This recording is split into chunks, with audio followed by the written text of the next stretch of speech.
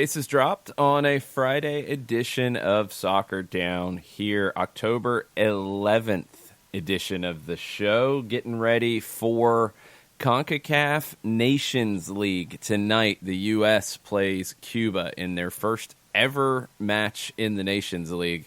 If you watched any of Haiti-Costa Rica last night, it was kind of bonkers. Finished 1-1. Keylor Navas was absurd for a long period of time, but not quite long enough on a pitch that maybe left a little bit to be desired. It was a little chunky, a little bumpy. Yeah.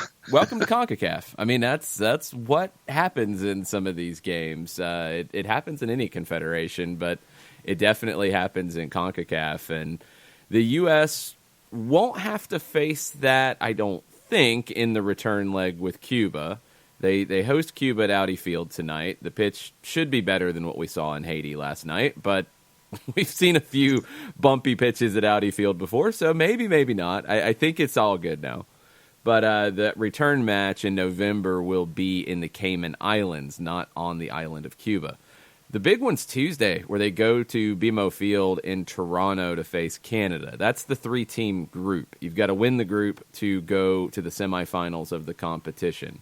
Mexico tonight is in Bermuda for a 9 o'clock kick. U.S. and Cuba is a 7 o'clock kick. Both are on TUDN. The U.S. game is on the ESPN family of networks, if I'm not mistaken. Or that might be the Tuesday game. I can't remember who's got what. That's the Tuesday game. This one's FS1. Okay, FS1 tonight, ESPN 2 on Tuesday. We're going to get into all of that, and especially in the first hour, we'll get you set for the U.S. match tonight. What to look for, what to expect. We also dropped a Friday flashback question on you. Best ever U.S. men's national team players in the modern era, which for me, I kind of defined it as 1988-ish to now. At least the qualifying campaign for the 1990 World Cup. Gwen gets fired up about this. She's a hardcore U.S. soccer history fan, and she's got her picks. She didn't agree with all of my picks, actually. That's what she's yelling about right now. I've got a list of about 40, I think, and I narrowed it down to a top 10 that would probably change on a fairly regular basis, but I like it for now. MLSsoccer.com, and we link to the article, has a top 10 of theirs. John has a top 10 of his, and we're going to get into that later in hour number one. So you've got some time to think about it. This goes back to the John Harkes, Tab Ramos, Peter Vermes, Bruce Murray, John Doyle, Marcelo Balboa, Paul Caligiuri era of 88 Olympics and qualifying for 90 all the way up to now. I'll give you my kind of thinking on it as you're putting your list together. I thought about it more in terms of contributions to the national team as opposed to best American soccer players. So I thought I weighted their national team play higher than just ability. So, you have some players who were great at the club level, but didn't really play as much for the national team, or it didn't transfer as much to the national team. They didn't rate quite as highly for me. That was my criteria. I don't know. However you want to do it, do yours. Read the article. Think of your list. But let's talk about this current iteration of the national team and what's coming up tonight. You're playing Cuba. You're in a match that you should dominate. You should win comfortably. You should be looking at what Canada did to Cuba, which was a 6-0 result in the last set of international dates. And, that should be your goal at a minimum. That should be the base. But I think, as Greg Berhalter has said consistently, there's two tracks you're looking at right now. There is the current performance track. You have to win these games. You have to look good doing it. You have to be comfortable doing it. But you also have to build for the future. And I think in this case, you have to build for Tuesday. Because there are things that the U.S. has to get better at. So I think you're looking at tonight's result, but you're also looking at the long-term development. what are some of the things for you, John, that you're looking for out of tonight in this match with Cuba that you should win? That you should win. The scoreline honestly shouldn't even be the number one thing you're looking for tonight. What are some of the next level things you're looking for? Well, I mean, for me, obviously, without a Josie Altidore, I want to see what Jossie Zardes and Josh Sargent bring to the table. I'd like to see more development out of Josh Sargent. Sargent's going to start, according to Greg Berhalter. He said that to the media yesterday. Right. So I want to see what Josh can bring to the table. I know that the article had mentioned Berhalter being concerned about fitness and Josh's want-to gene. So if that is, if that's something that Berhalter's looking at, okay, fine. I'm looking at progression, and I want to see how he develops in competitions like this. I want to see how he takes the mantle and takes things up front, and I want to see how he can be that, be a beacon for everybody to send stuff up top and see how he converts things. I want to see how Zardes does when he has his time. I'm looking at the midfield, and I'm looking for, obviously, you have Michael Bradley there, and so for me, all right, I have my, if you want to call it a fulcrum for lack of a better word, but I've got my centerpiece there in the midfield to pay attention to, but I want to see folks be there to help support Bradley and what he's trying to do in the midfield. And I also want to see if someone's going to be taking the mantle soon enough to want to take take Bradley's position, because Michael Bradley's not going to be around forever. I want to see who's going to be next in line for that. I want to see who's going to be assertive enough and try to do things out of the midfield. And so for me, it's those first two lines, what I'm looking for. And I want to see from a grander picture, I want to see how they go into this. It is one that they should win. It is a match that they should win handily, meaning the United States. I want to see what their approach is in trying to grab the game by the scruff of the neck and putting Cuba, out completely early, so there's not any kind of raised eyebrow or concern or anything like that. So for me, it's guys up top, guys in the middle, and the want-to gene to put something away. Look, this is a match that it's beyond the U.S. should win. It's one the U.S. has to win. If you don't win this is a huge problem. Yep. Can they keep a clean sheet is where you're looking at. Cuba hasn't scored a goal in its last 5 matches. If you allow a goal to Cuba, something is wrong. Absolutely wrong. Like Gwen I said, agrees. Canada beat them 6-0. That should be what you're looking at. That should be the type of scoreline you're looking at here. And there's really not any excuses. Josh Sargent, I mean, I think you kind of brushed over some of the things Greg Berhalter said about Sargent, and I don't think they're incorrect. I mean, fitness is a massive issue. Like, he's got to get 90 minutes fit at this level, and this is part of the topic that comes up when a promising young player comes through, and it's just, play him. Well, they're not playing for their club. Play him. Nah, they're good. Play him. It's not how it works, guys. Like, you've got to build up that fitness to be able to play in these games, because these feel different. You got to be able to finish these games.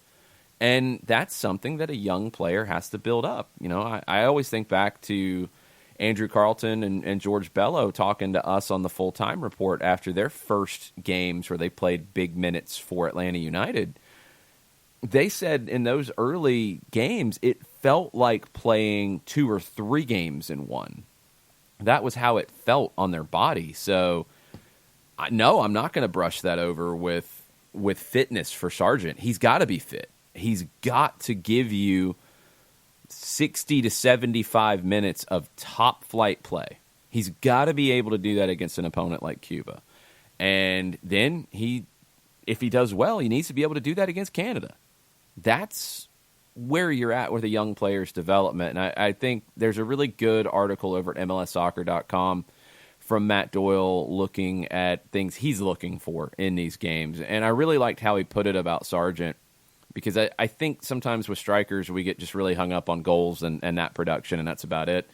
The reason Josie Altidore has been the man for as long as he has, and I think honestly if he's healthy he still is everything he does, not just the goal scoring, but you're able to use him as a target forward. You're able to play to him and let him pick out a pass.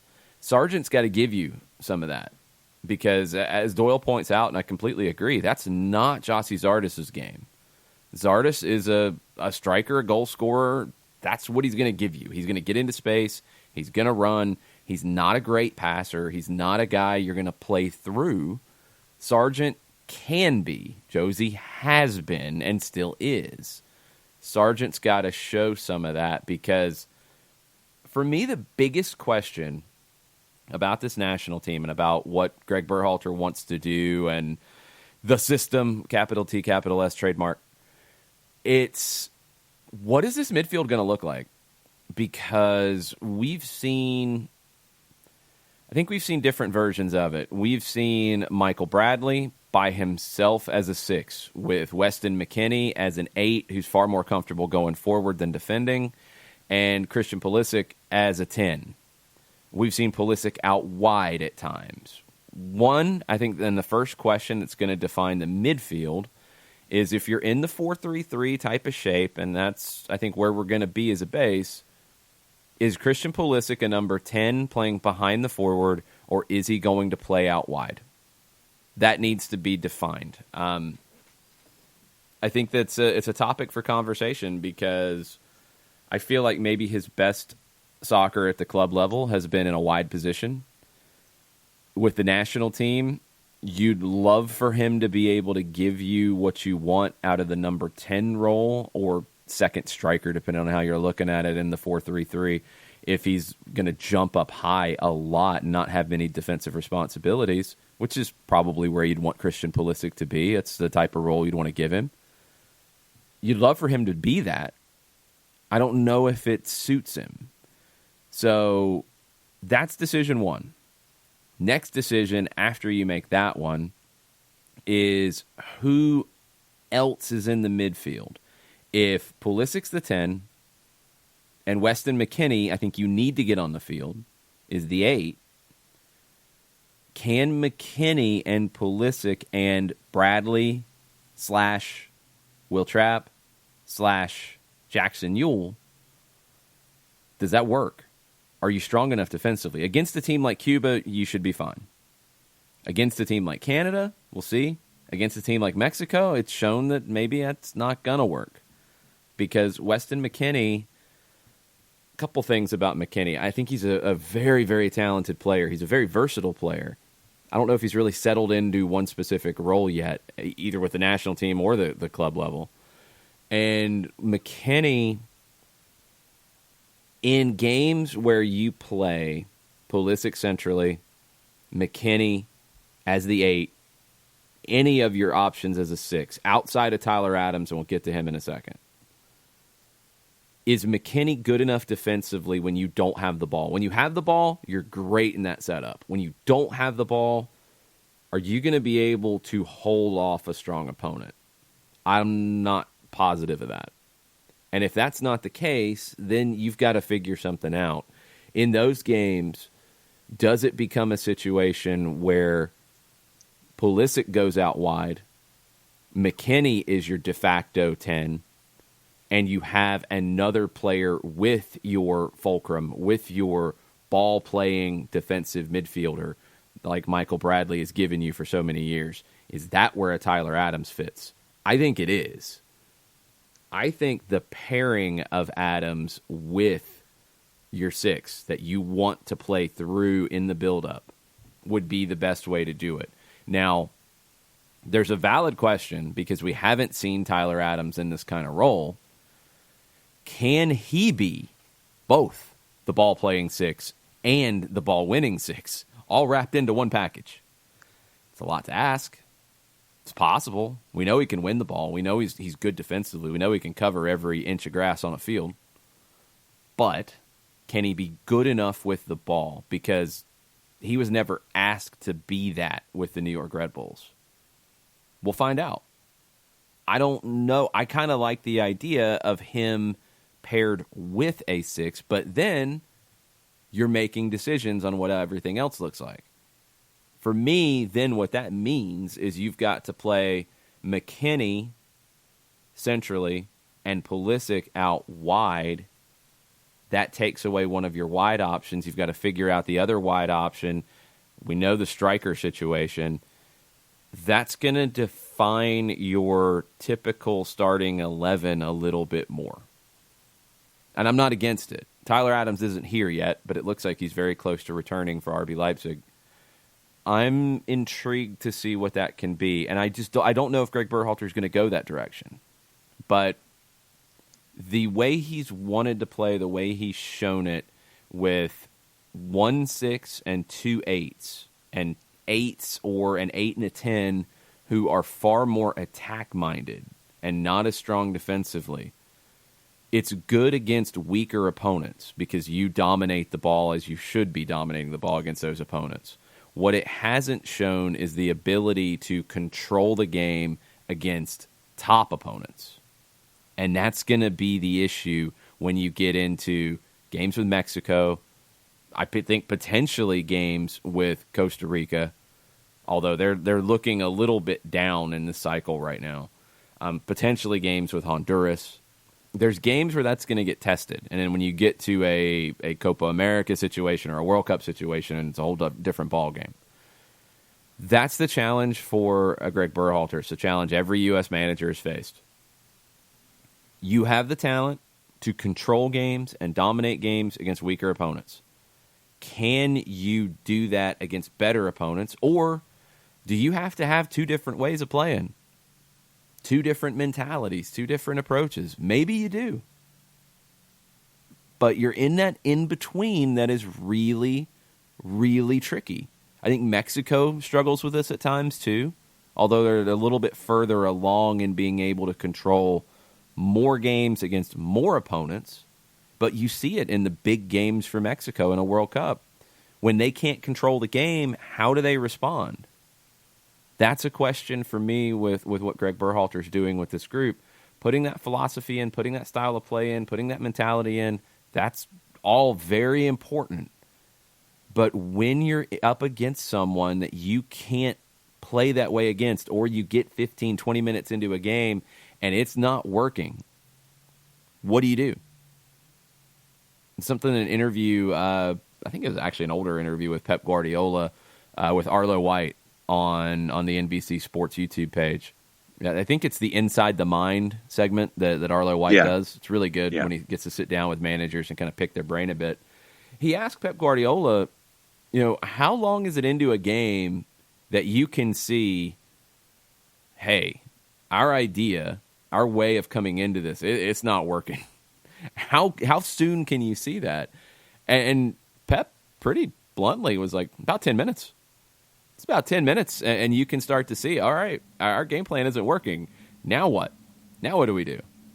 And you're not going to blow subs there. You can't always fix it with subs. Now how do you adjust? And you've got to have the personnel to be able to do it that has some flexibility. That's where Weston McKennie is really vital. But you've got to have that mentality and that, I think, experience in those moments if you're the group on the field and the management, the technical staff, to see that and see that, all right, we're going into Canada, for example, and it's the biggest game they've had in a long time, and they're loaded for bear. And you're curious to see how they're going to come out. Where's Alphonso Davies going to play? Is he going to play as a left back, as we've seen sometimes? Who's going to bomb forward? Is he going to play as a left winger? What's their setup going to be? You might go into that and have a complete idea of how this is going to look. 10 minutes in, you might have been wrong, because everybody is sometimes. And then what? The then what has been the thing that I think has plagued the U.S. for decades in games like that. When things aren't quite what you expected and you're not controlling it, then what?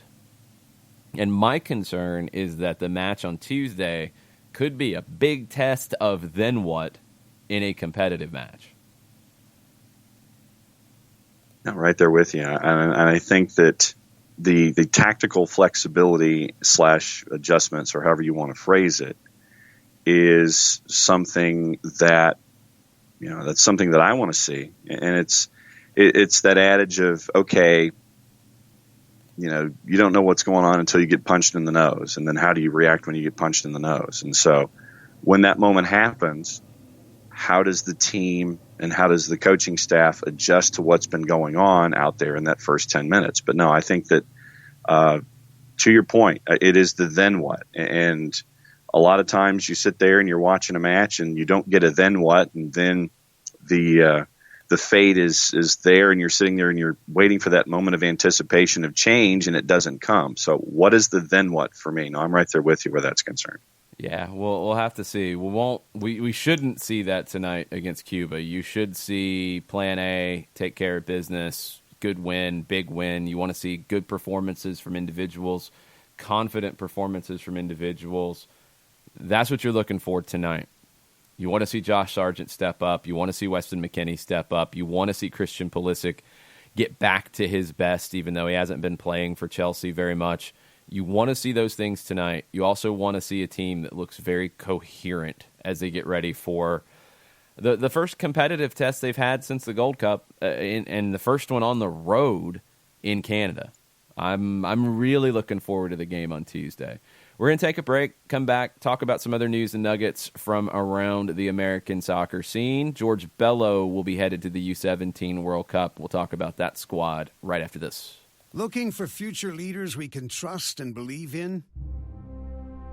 Look no further than the high school student athletes right here in Georgia. High school sports teach young people how to be effective leaders. It begins by making their grades and being on time for practice. It includes learning to listen, following directions, accepting responsibility, being a good role model. And it's about respect for officials, opponents, the rules, and each other. The result? It transcends sports. It gives us hope for the future. High school sports. There's so much more than just a game. This message presented by the Georgia High School Association and the Georgia Athletic Directors Association.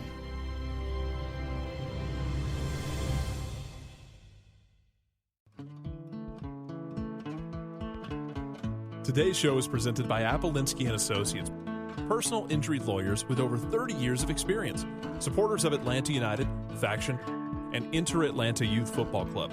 If you've been hurt in a wreck, contact Steve today at steve@aa-legal.com or call in 24/7 at 404-377-9191. The initial consultation is free.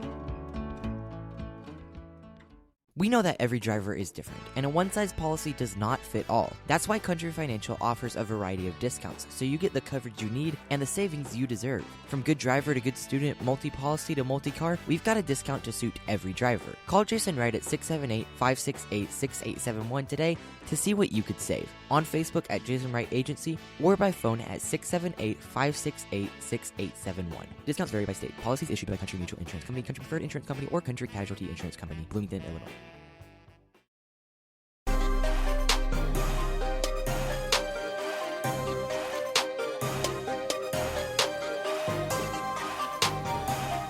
And we're back. Soccer Down here, October 11th. Getting ready for U.S. and Cuba tonight. Bermuda and Mexico. I don't know if you saw the video, John, of Mexico arriving, I guess, at their resort that they're staying in Bermuda. And there were two fans holding up flags and greeting the team. Two.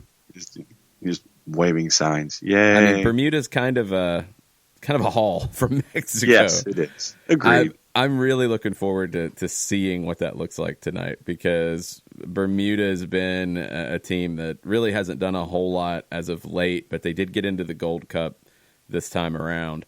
And that's the thing about Concacaf Nations League that I think you got to remember, and especially when it comes back to the Canada match, the Hex is different this time around. They're not doing the semifinal rounds to see who gets into the Hex, where you can play your way in. It's based on rankings. So for a team like Canada, who hasn't been in the Hex since 1997, a win over the U.S. on Tuesday would be massive for their FIFA ranking. And if they're able to pull an upset in Orlando next month, then it's even more massive. But these results right now in Nations League are really vital for teams that are on the cusp of getting into that top 6 to get into the Hex. Yeah, and I know that where Canada's concerned, I know that they were trying to figure things out with the talent that's there, how to do something formationally that would be the best approach for them.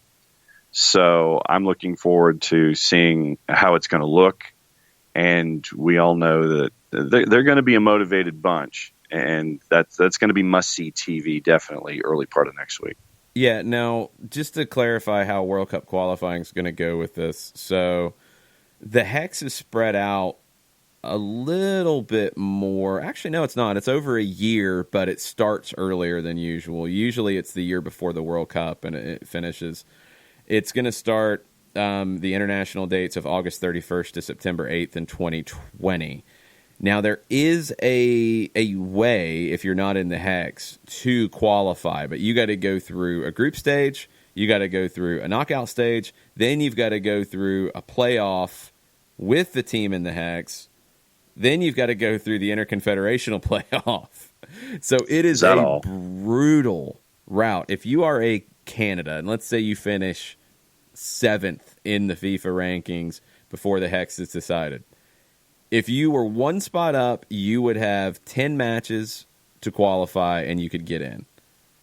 Now, you do have an out. If you're the 4th place team in the Hex, you will get into that playoff against the lower seeded round winner.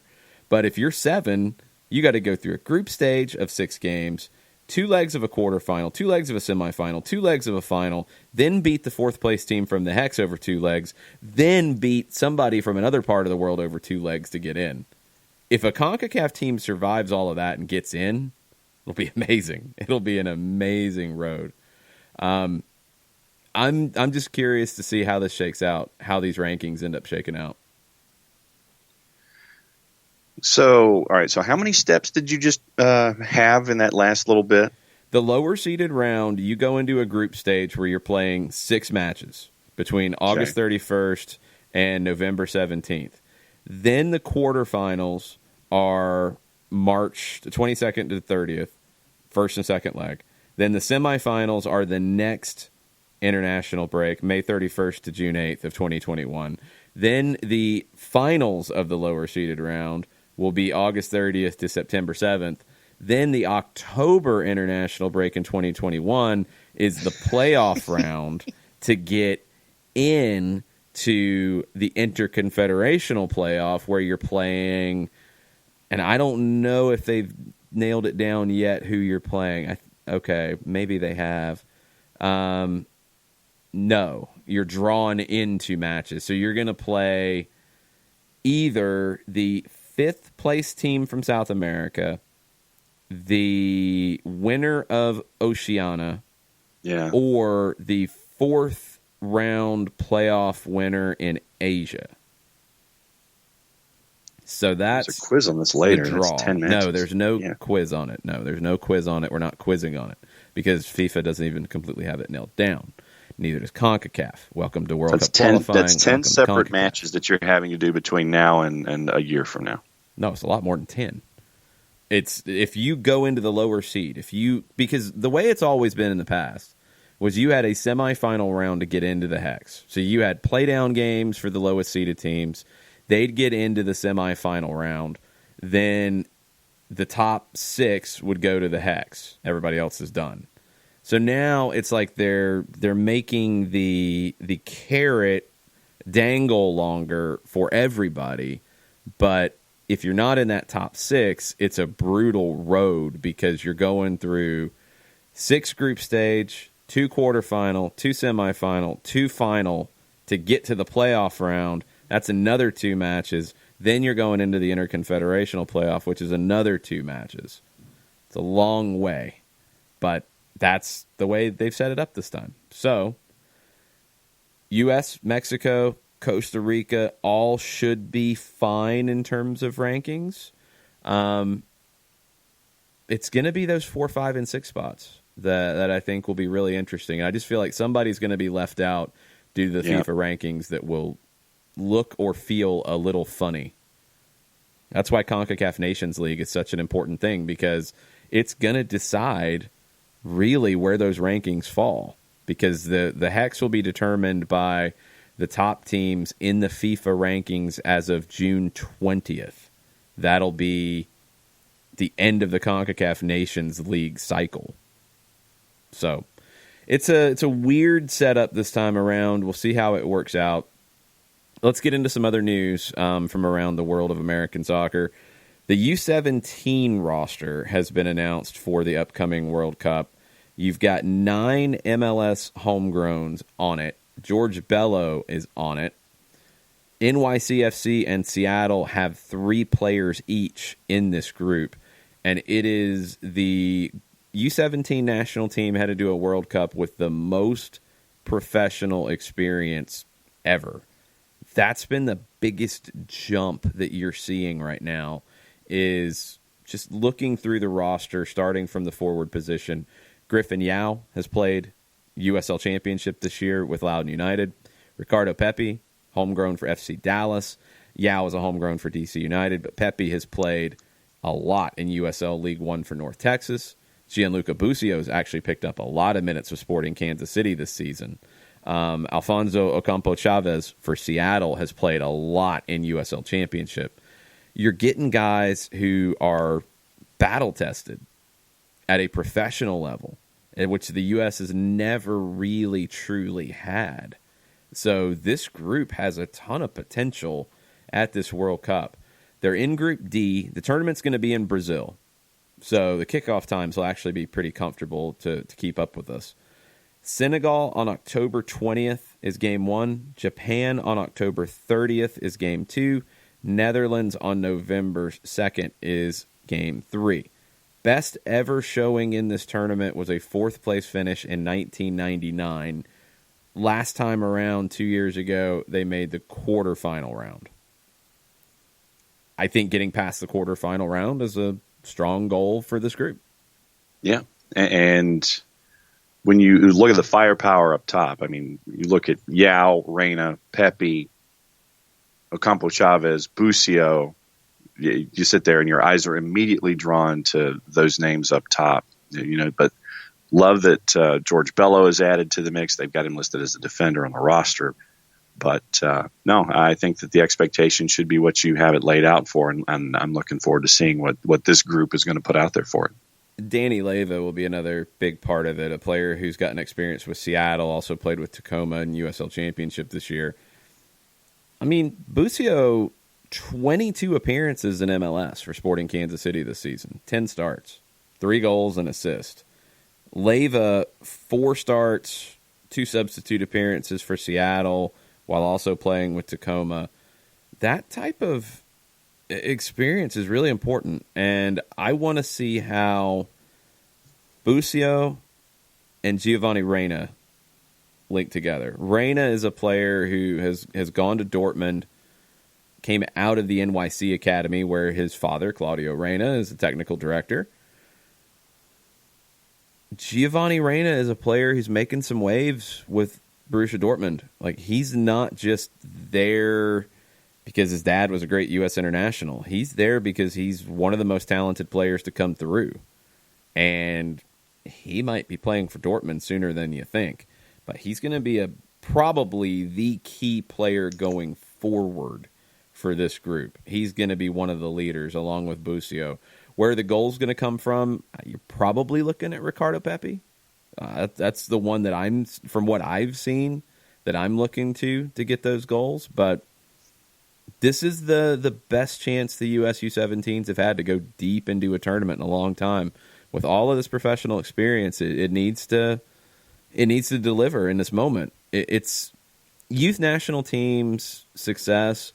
It doesn't always guarantee full national team success. You look through U.S. U17 rosters, you look through England U17 rosters, Argentina U17 rosters, and you're going to see some names from the past. Like if you look back 10 years ago, You're going to see some names you recognize, and you're going to see some names that you never really heard much from again. It's hard to project at this level completely, but this group has a little more pedigree than we've ever seen. So I'm excited to see it play out. We'll be getting into those games as we get a little bit later in the month, just over 2 weeks out before the U17 World Cup gets started. Some big news up in New York. I thought this was really cool. The New York City Soccer Initiative, they unveiled their latest mini pitches yesterday. Yep. They started this in 2016, and it's this public-private partnership, $3 million partnership between the Mayor's Fund to Advance New York City, NYCFC, the U.S. Soccer Foundation, Adidas, and Etihad Airways. They're going to build and maintain 50 mini pitches across the city and expand free soccer programming to 10,000 young New Yorkers. By the end of this year, 30 of the 50 will be open for play. And I think they've hit all 5 boroughs now. And they did a really cool event yesterday. These are the kinds of things, what's going on in Atlanta with Station Soccer, what's going on, in other parts of the country. The U.S. Soccer Foundation has really gotten big into building these mini pitches. It's a huge element of both making the game accessible and also, especially with the programming to go alongside of it, if it's done correctly, it also helps create a little bit more of that style of player that you'd like to see. Somebody who can play in tight space. Somebody who has a little bit of that street game to them. Somebody who's very technical, because you have players who are on top of you at all times. You have to solve problems in tight spaces. That's the cool byproduct of this if it works, and it should. I mean, having more places to play should get more players playing. It should get better players playing because they get a chance to play more. I mean, these things are not rocket science. They're kind of basic.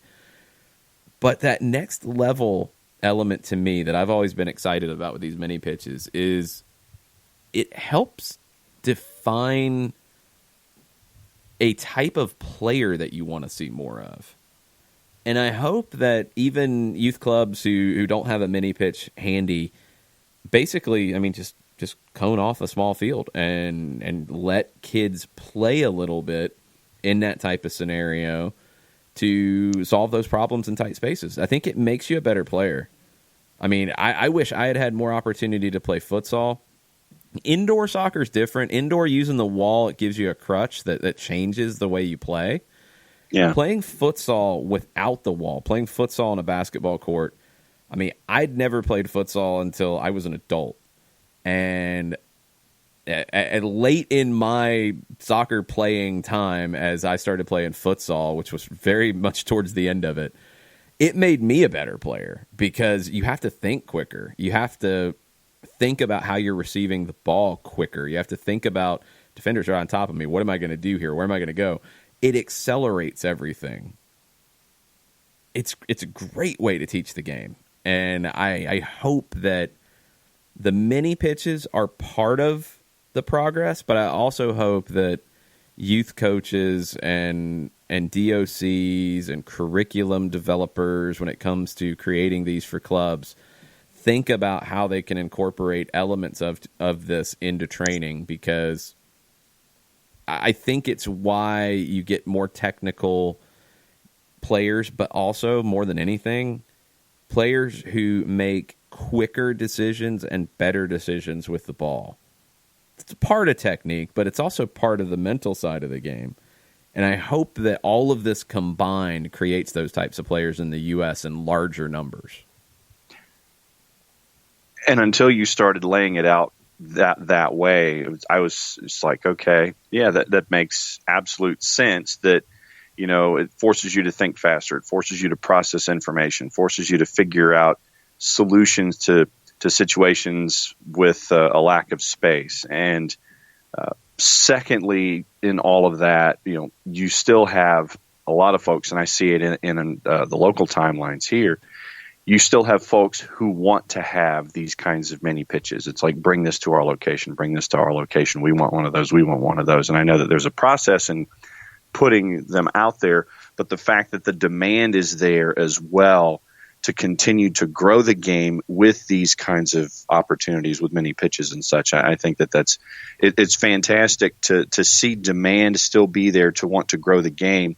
And then, to your first point, it forces you to think things through, and I think that it makes you better players. Yeah, I mean, the mini pitch, like the super nice ones that are fancy if they have turf or if they have sport court or whatever, I mean, those are great, but the idea, honestly, I mean, it's not something that hadn't been seen around the world before, but the idea at first when Soccer in the Streets did them, and it was before I started with the organization, was taking unused basketball or tennis courts and just repurposing them for soccer, putting goals down and painting lines, and it's just a court surface. It's just the asphalt surface, or like a tennis court type of surface. That's fine too. It doesn't have to have turf. It doesn't have to have fancy sport court. It can just be painted on blacktop, and still you can get all of these things that make you better.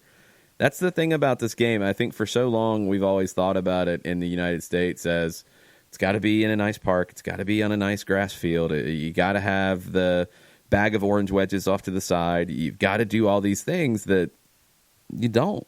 I mean, players can benefit as much from playing 3v3 pickup in a parking lot as playing in a youth game that is very regimented. So, like, for kids 12 and under, just play. That's what's important here. And when you create some of these environments that make you think about the game differently while you're playing it, that's very cool. And it just helps make you a better player.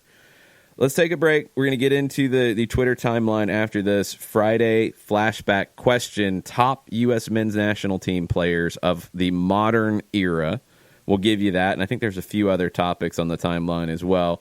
Mike Conti joining us at 10 o'clock. Chris Ashley from Greenville going to get us set for the USL League One playoffs that start this weekend. He'll get us set for Greenville's trip to Lansing. That'll be at 10:30. Hang out with us. We'll be right back.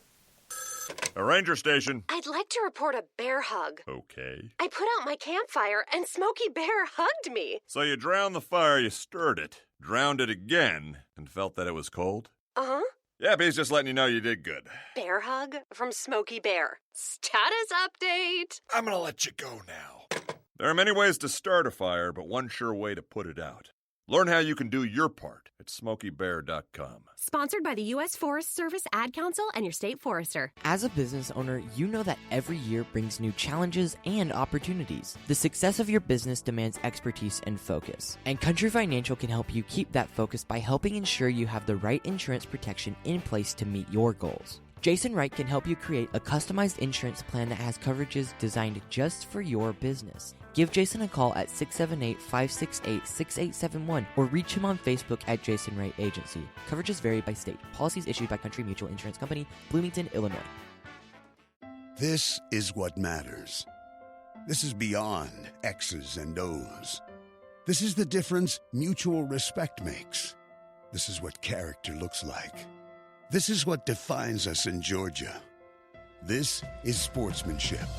School sports. It's not the outcome that matters most, but the way the games are played. This message presented by the Georgia High School Association and the Georgia Athletic Directors Association.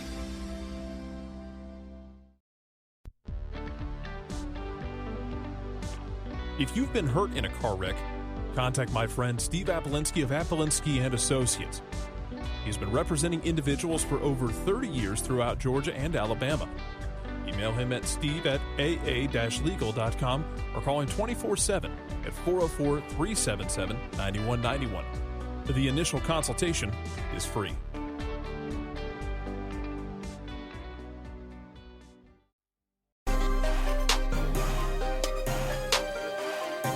Welcome back. Final segment, hour number 1. SDH for October 11th. It's a Friday flashback edition of the show with the week off from MLS playoff action. U.S. men's national team played tonight against Cuba. So the question on the table was best U.S. men's national team players of the modern era. And this was all started by an article over at MLSsoccer.com. They gave a top 10.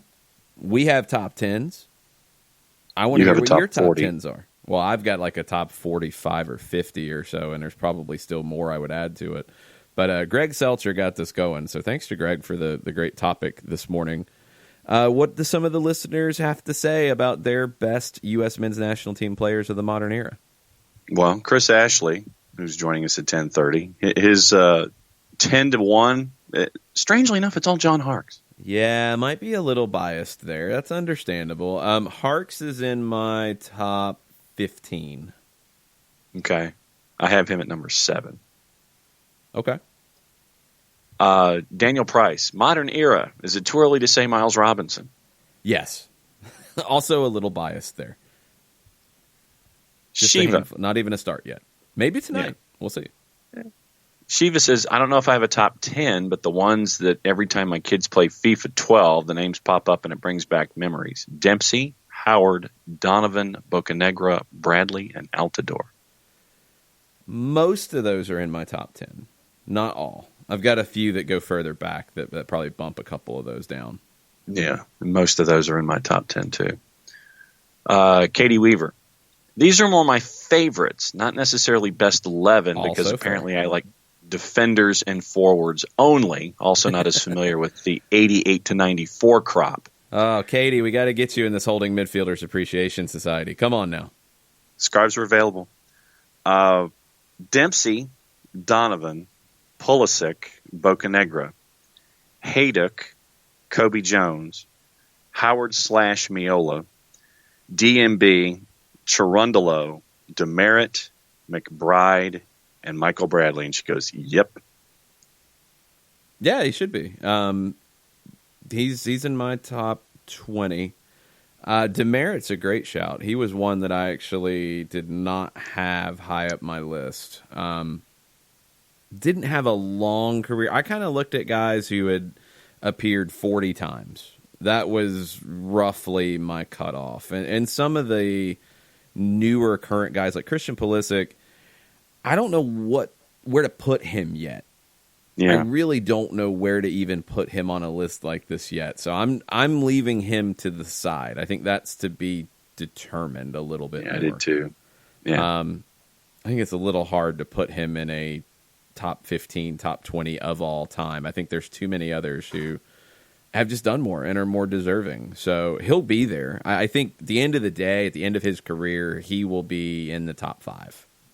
He should be. So we'll wait and see. Demerit's a really good shout. It was just a really short period of time for Jay Demerit, but very effective when he was there. Let's see who's next. Oh, Jason Heinley says, got to say Landon Donovan, kind of obvious, but admittedly I didn't follow a lot of soccer until recently. And Jason has a separate question for the morning. Okay, let's hit that real quick. Looking back at Atlanta United's short history, is there any player our scouts or front office underrated and let go that we'd like to have back? I can't think of one. I mean, they didn't underrate Carlos Carmona. You would have loved it if he could have stuck around, but Carmona wanted to go back to Chile and went to Colo-Colo. And then when you look at what he's done since he went there, he hasn't played a ton. He played 10 matches in the Libertadores last year for Colo-Colo alongside 19 league matches. But in 2019, I've only got him playing twice with Colo-Colo. So I don't think they missed on that. I think you would have loved to have had another year of him. You did win MLS Cup, so it's a little hard to complain. Outside of that, there's really not any massive names that you've seen leave Atlanta United and go on to massive success. And that's including Yamil Asad. And I know people get really in their feelings about Yamil Asad, but Yamil Asad went to DC United and had a good year. A good year in 2018, and then they couldn't figure out anything with a contract, which was baffling, and he went back to Vélez, and they didn't play him, and then nobody else came in to get him in Argentina, and he's sat on the sidelines for pretty much a whole year.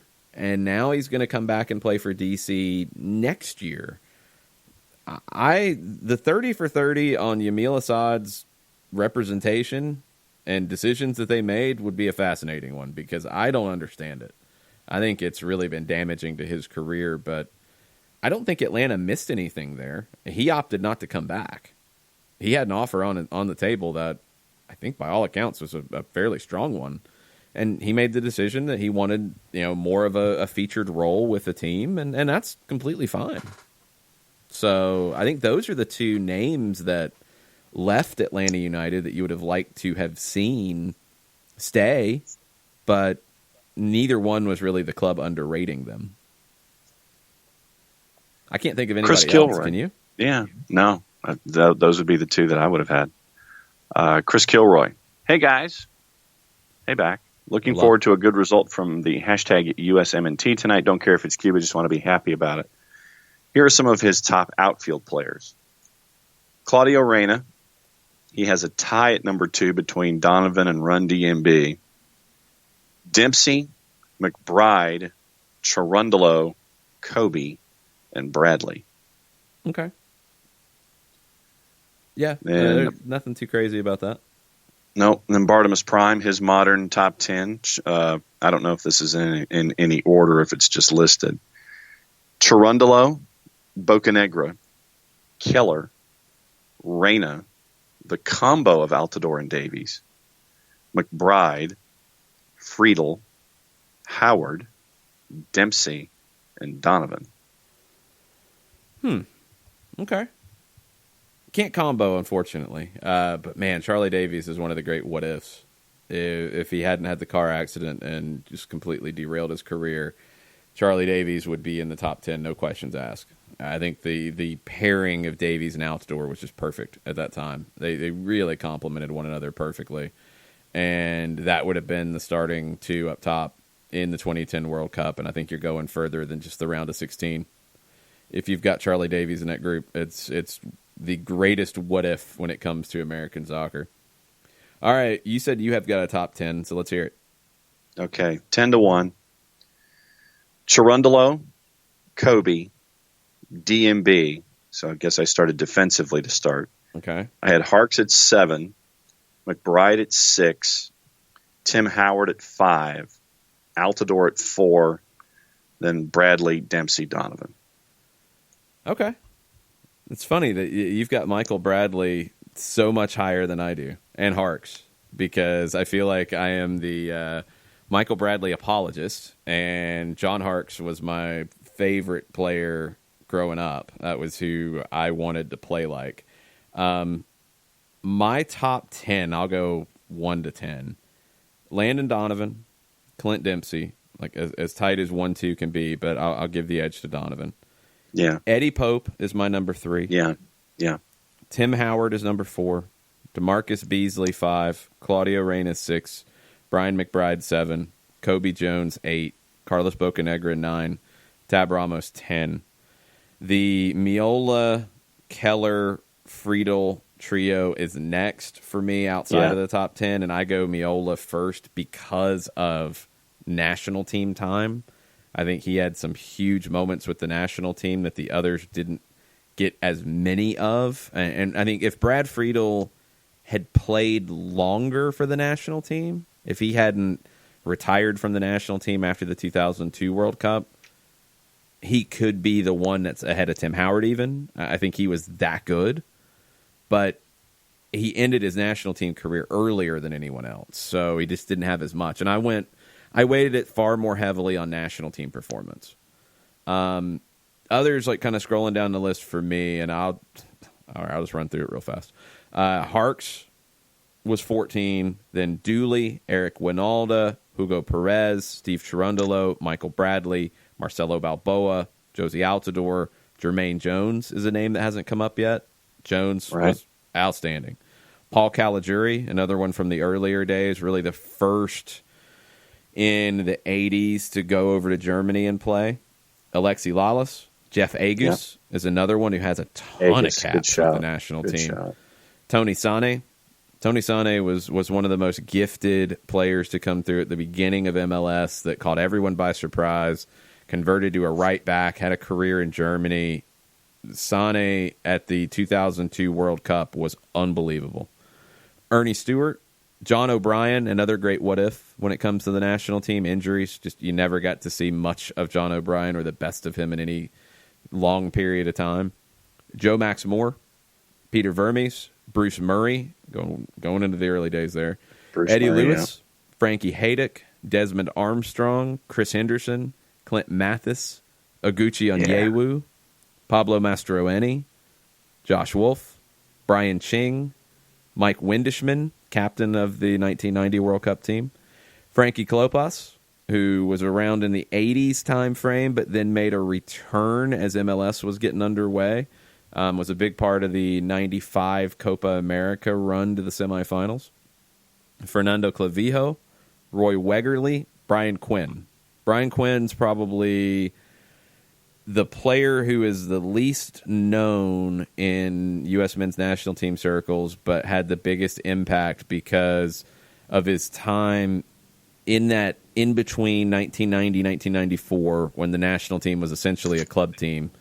And Quinn came from the indoor days and became a huge part of those Bora Milutinovic teams in U.S. Cups and just friendlies against big opponents, but he didn't make it to the World Cup roster in 94. He was one of the last cuts. He was probably a little older when his national team career started, but Quinn was one that came in and had a little bit different level of class in the midfield. Great player. Absolutely great player. You've got a lot of guys from that time frame that are kind of lost in the shuffle of this. Janusz Michalek is another one who came from the indoor game and played a ton for the national team, but didn't make that 94 World Cup team, so they kind of got left out of these discussions.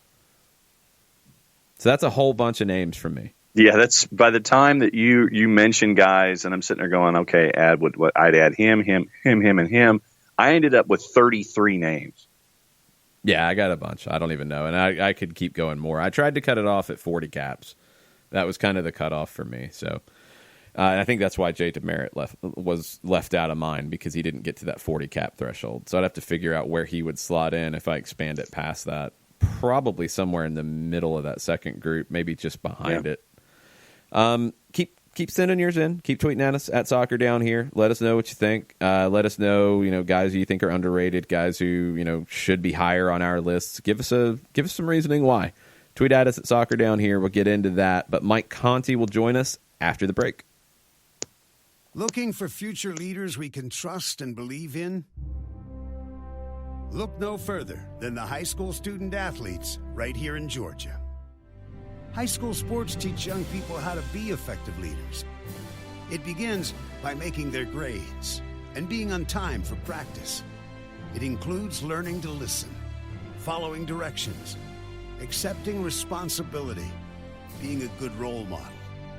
And it's about respect for officials, opponents, the rules, and each other. The result? It transcends sports. It gives us hope for the future. High school sports. There's so much more than just a game. This message presented by the Georgia High School Association and the Georgia Athletic Directors Association.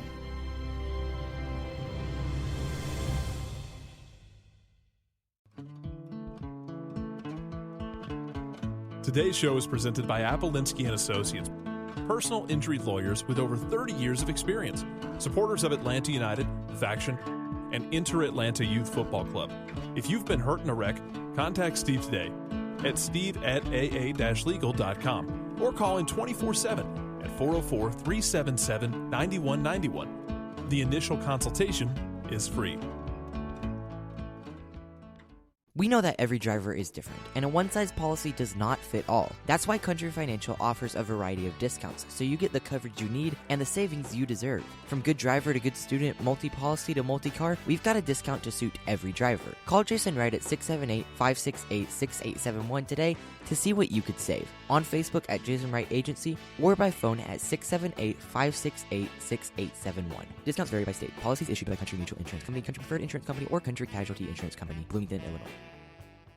You're listening to Soccer Down Here daily on SDH Networks, a division of OSG Sports. Find us at Soccer Down Here on Facebook and Twitter. The time is now the top of the hour. Peep, y'all.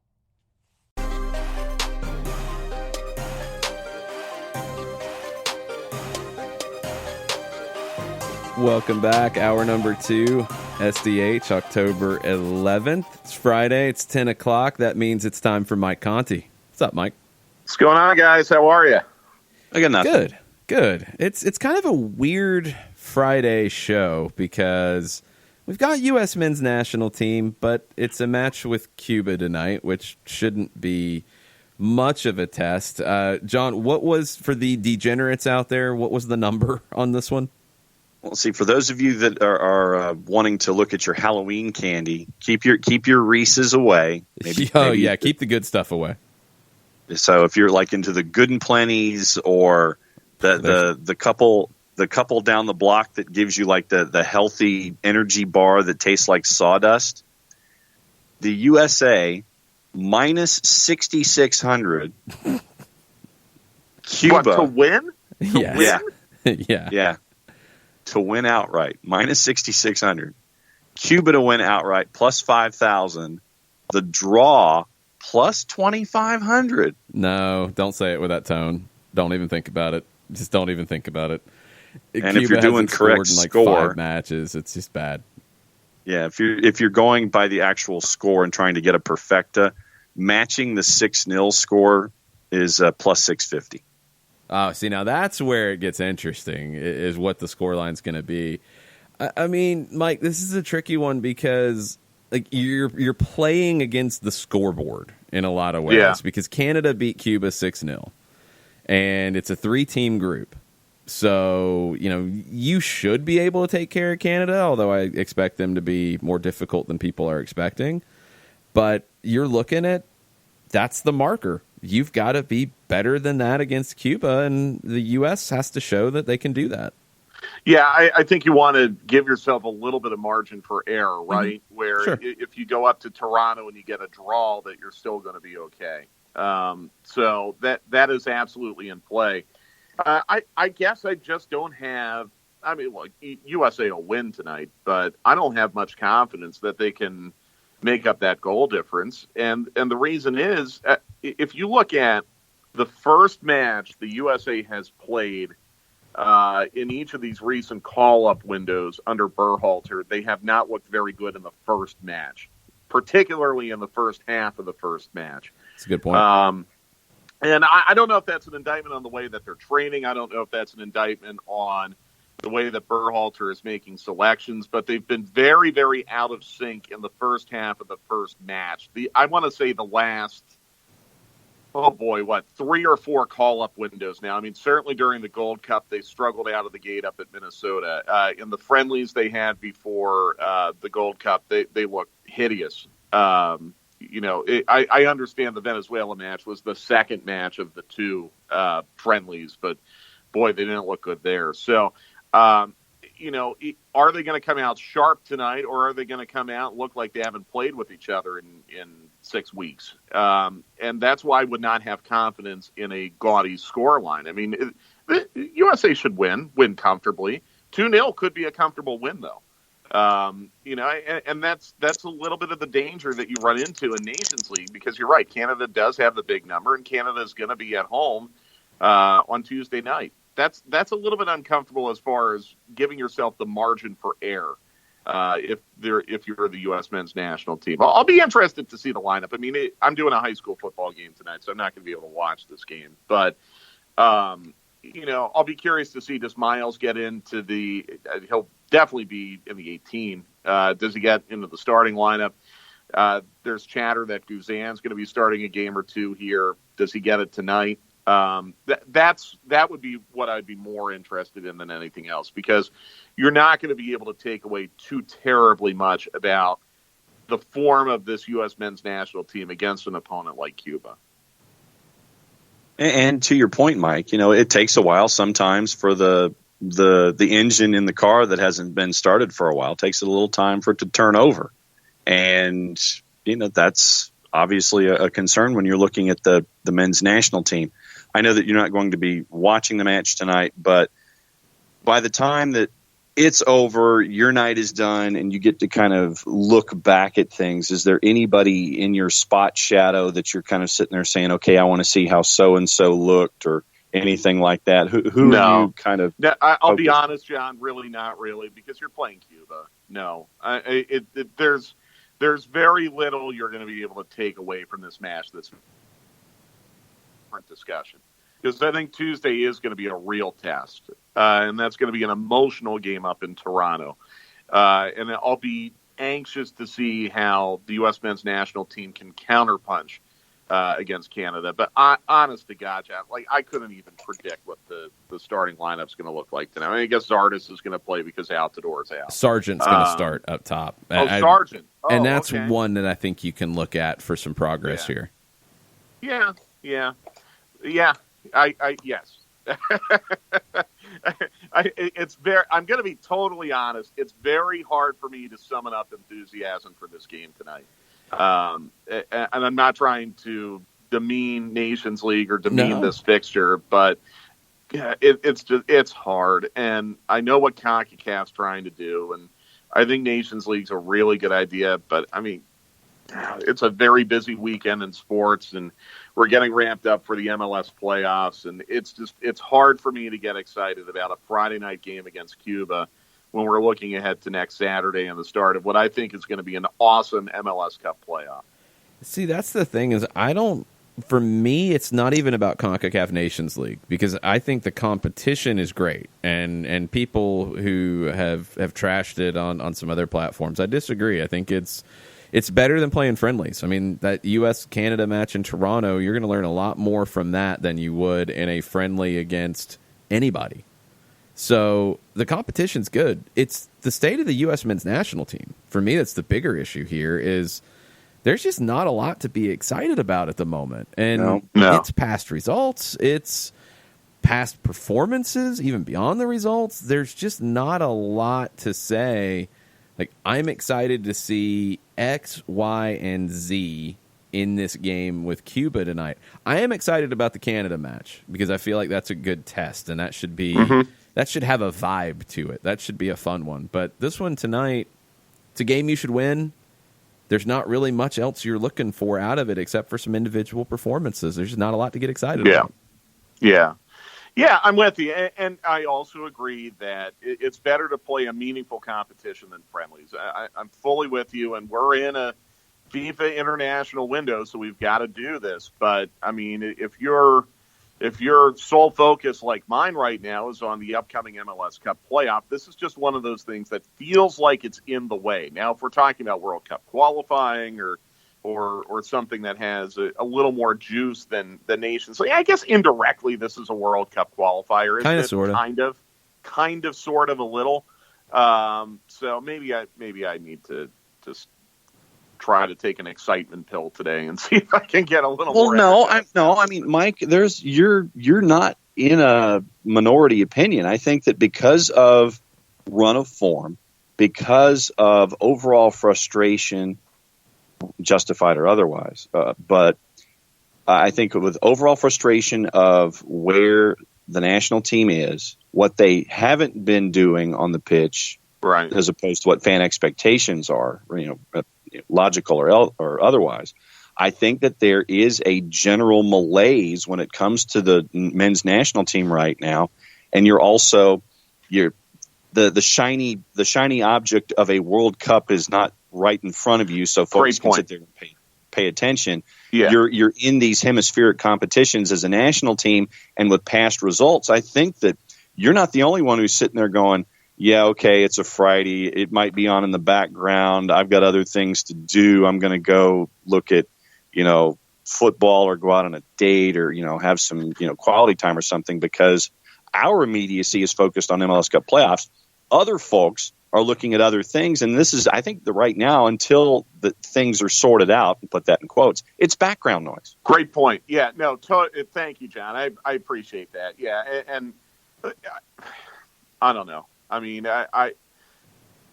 this is a not nice thing to say, but I just can't get energized about watching a team where they put out half the Columbus Crew, and they're going to be overmatched against a footballing nation. Not tonight, but just in general. You're going to have half the Columbus Crew playing against a footballing nation that has a little more cohesion because they've played longer. I can't get it. I'll call guys out by name. I'm not excited to watch Will Trapp play for the U.S. men's national team. That does not excite me. It does not excite me to see Jazzy Zardes playing for the men's national team. It does not excite me to see Jordan Morris doing whatever he does for 60 minutes for the U.S. men's national team. I know that sounds personal. I'm trying really not to make it personal, but this just does not excite me. If you're going to tell me, all right, Pulisic's going to play 90 minutes tonight against Cuba, and, we're going to treat this as an all-in World Cup qualifying mentality type of match, okay, then I'm excited, because Pulisic is, one of the big parts of the future of the U.S. men's national team. That gets me really excited. But I just feel like right now, this assemblage is so far away from being competitive outside of the hex that it's like, well, gee, I know we have to take baby steps to get there, but it feels like it's taking too long. And that the composition of what we've got right now with the men's national team is not going to get us there fast enough. And I do understand that this process does take time, but I'm more of an instant gratification guy. So, great. We get to see Will Trapp play against Cuba tonight. All right. That doesn't excite me.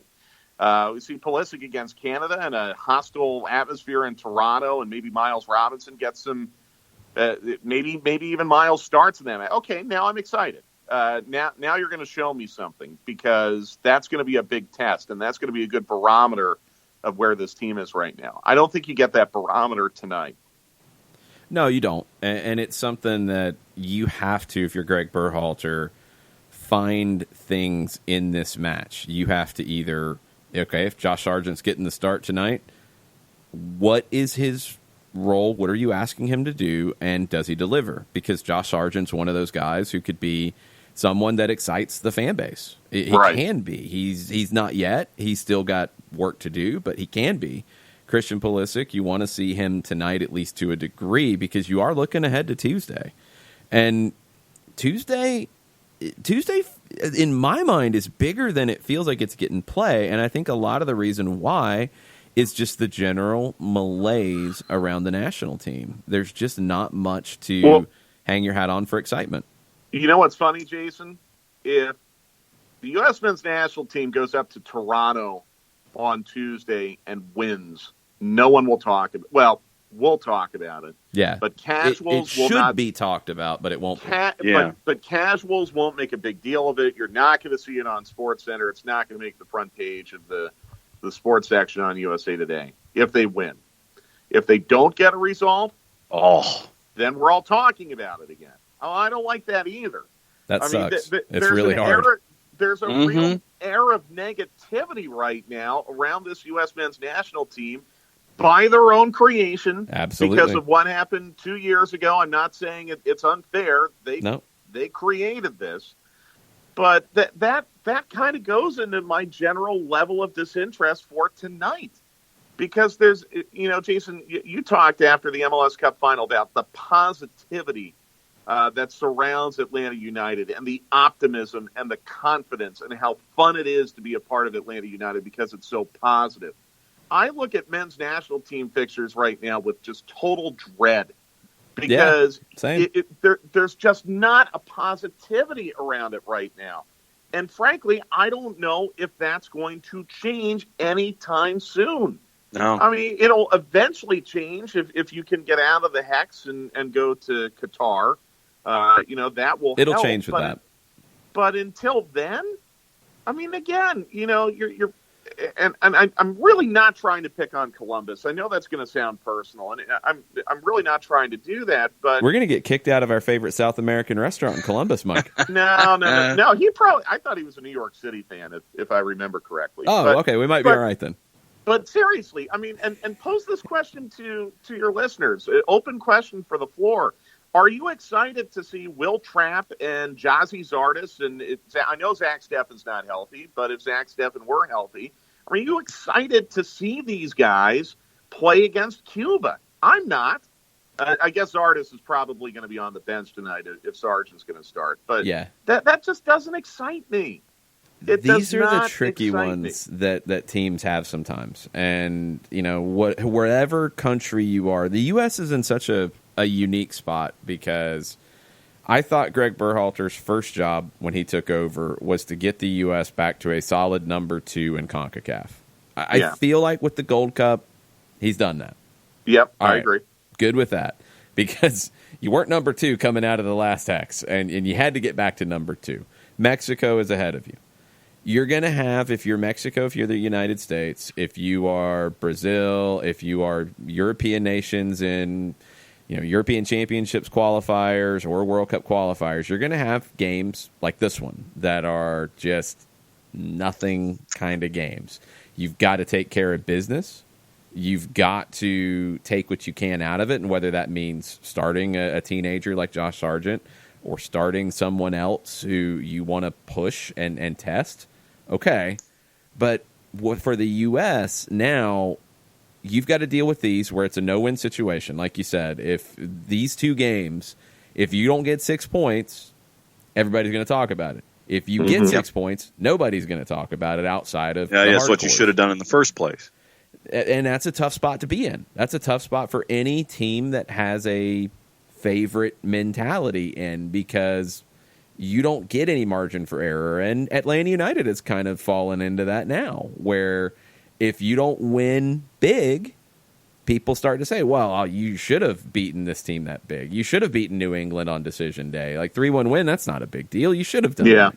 Well, it gets to that point. It's very difficult to manage. You're right. There is one major difference, and that is Atlanta United has won some major trophies, including the league championship lately, very recently, that has kind of taken the edge off a little bit. It's been a long time since the U.S. men's national team has won anything significant. And that's increasing the pressure. Now, what's funny is we've talked about this. I think, Jason, you just touched on something that's really important. Now I'm suddenly a lot more interested in this match tonight because if you want to be a big footballing nation, no, you did. I mean, I'm still not going to be able to watch, but if I were able to now, I probably would be more inclined to watch. Maybe I'll DVR it. But no, I mean, you just touched on something, maybe even inadvertently, where if you want to be a big footballing nation, England against Faroe Islands is important to people in England. Italy against Andorra is significant to people in Italy. I'm just throwing out random fixtures. Oh, those things happen. But they do happen, and they're taken very seriously. And there is a lot of pressure on those national teams to perform in such matches where they are such heavy favorites. And sometimes those matches can be more scrutinized than they need to be. But that's part of being a big footballing nation. I don't want to turn back the clock to 1987. Where United States-Cuba wouldn't even register a blip in this country. I mean, I don't want to go that far back. So this is, I guess, one of the benefits to be, just as Atlanta United, there's a lot of pressure on them every time they play because they're a big club. If you want to be a big footballing nation, you're going to have this pressure attached. But I'll go back to what I said. I just think, again, there is so much negativity surrounding the U.S. men's national team right now that they could go out, they could win 8-0 tonight, go up to Toronto, win 2-1 or something like that, and everyone will say, well, they should have done that. It's no big deal. Exactly right. And that's not going to change anytime soon, unfortunately, unless something earth-shattering, something dramatic happens, which I don't think would be prudent to do at this point. But if you were to make an earth-shattering change, with the technical staff or even the manager, and again, I don't think that would be prudent, but if you want to get people thinking about the U.S. men's national team through a different prism, that would be a button they could push. But I don't think that would be fair to Greg Berhalter because they were pretty good at the Gold Cup. And you can't just, throw the baby out with the bathwater right now. You're too soon into this. There's too long to go in this World Cup qualifying cycle for you to be even entertaining that thought right now. So let's twist it around to the MLS playoffs. We're a week away. Bruce Arena spoke to the media in New England and had a couple comments. Nothing shocking, but a couple interesting points looking at Atlanta from the outside. Talked about expansion teams, and he said recent expansion teams, quote, have an advantage in Bruce Arena's opinion, and I agree with him. I think he's right. He said they get more money. They obviously pay for it. It's not like they get it for free. They had to pay a franchise fee and all of that. But if they do it right, they should have an advantage to have more money to spend on their salary cap. So it allows them to get better players. That's all the extra allocation money you get when you come into the league, and you are paying for it with a franchise fee. But when you come in, you don't have bad contracts on the books. You don't have bad signings that you've got to deal with. You've got a blank slate. And if you do it correctly, as Atlanta, as LAFC did, you can be successful straight away. That was why I pushed back on Minnesota, saying it was going to take them 3 years. They could have been better. Orlando, who knows what their problem is, because they're 5 years in and no good. Right, and once Minnesota started spending their money, that now look at where they are. They're an MLS Cup contender. I mean, I think they still could have been better. They made some bad signings at the beginning that held them back. They could have been competitive, but they weren't going to spend bigger money until the stadium was done. And Cincinnati's probably in the same boat.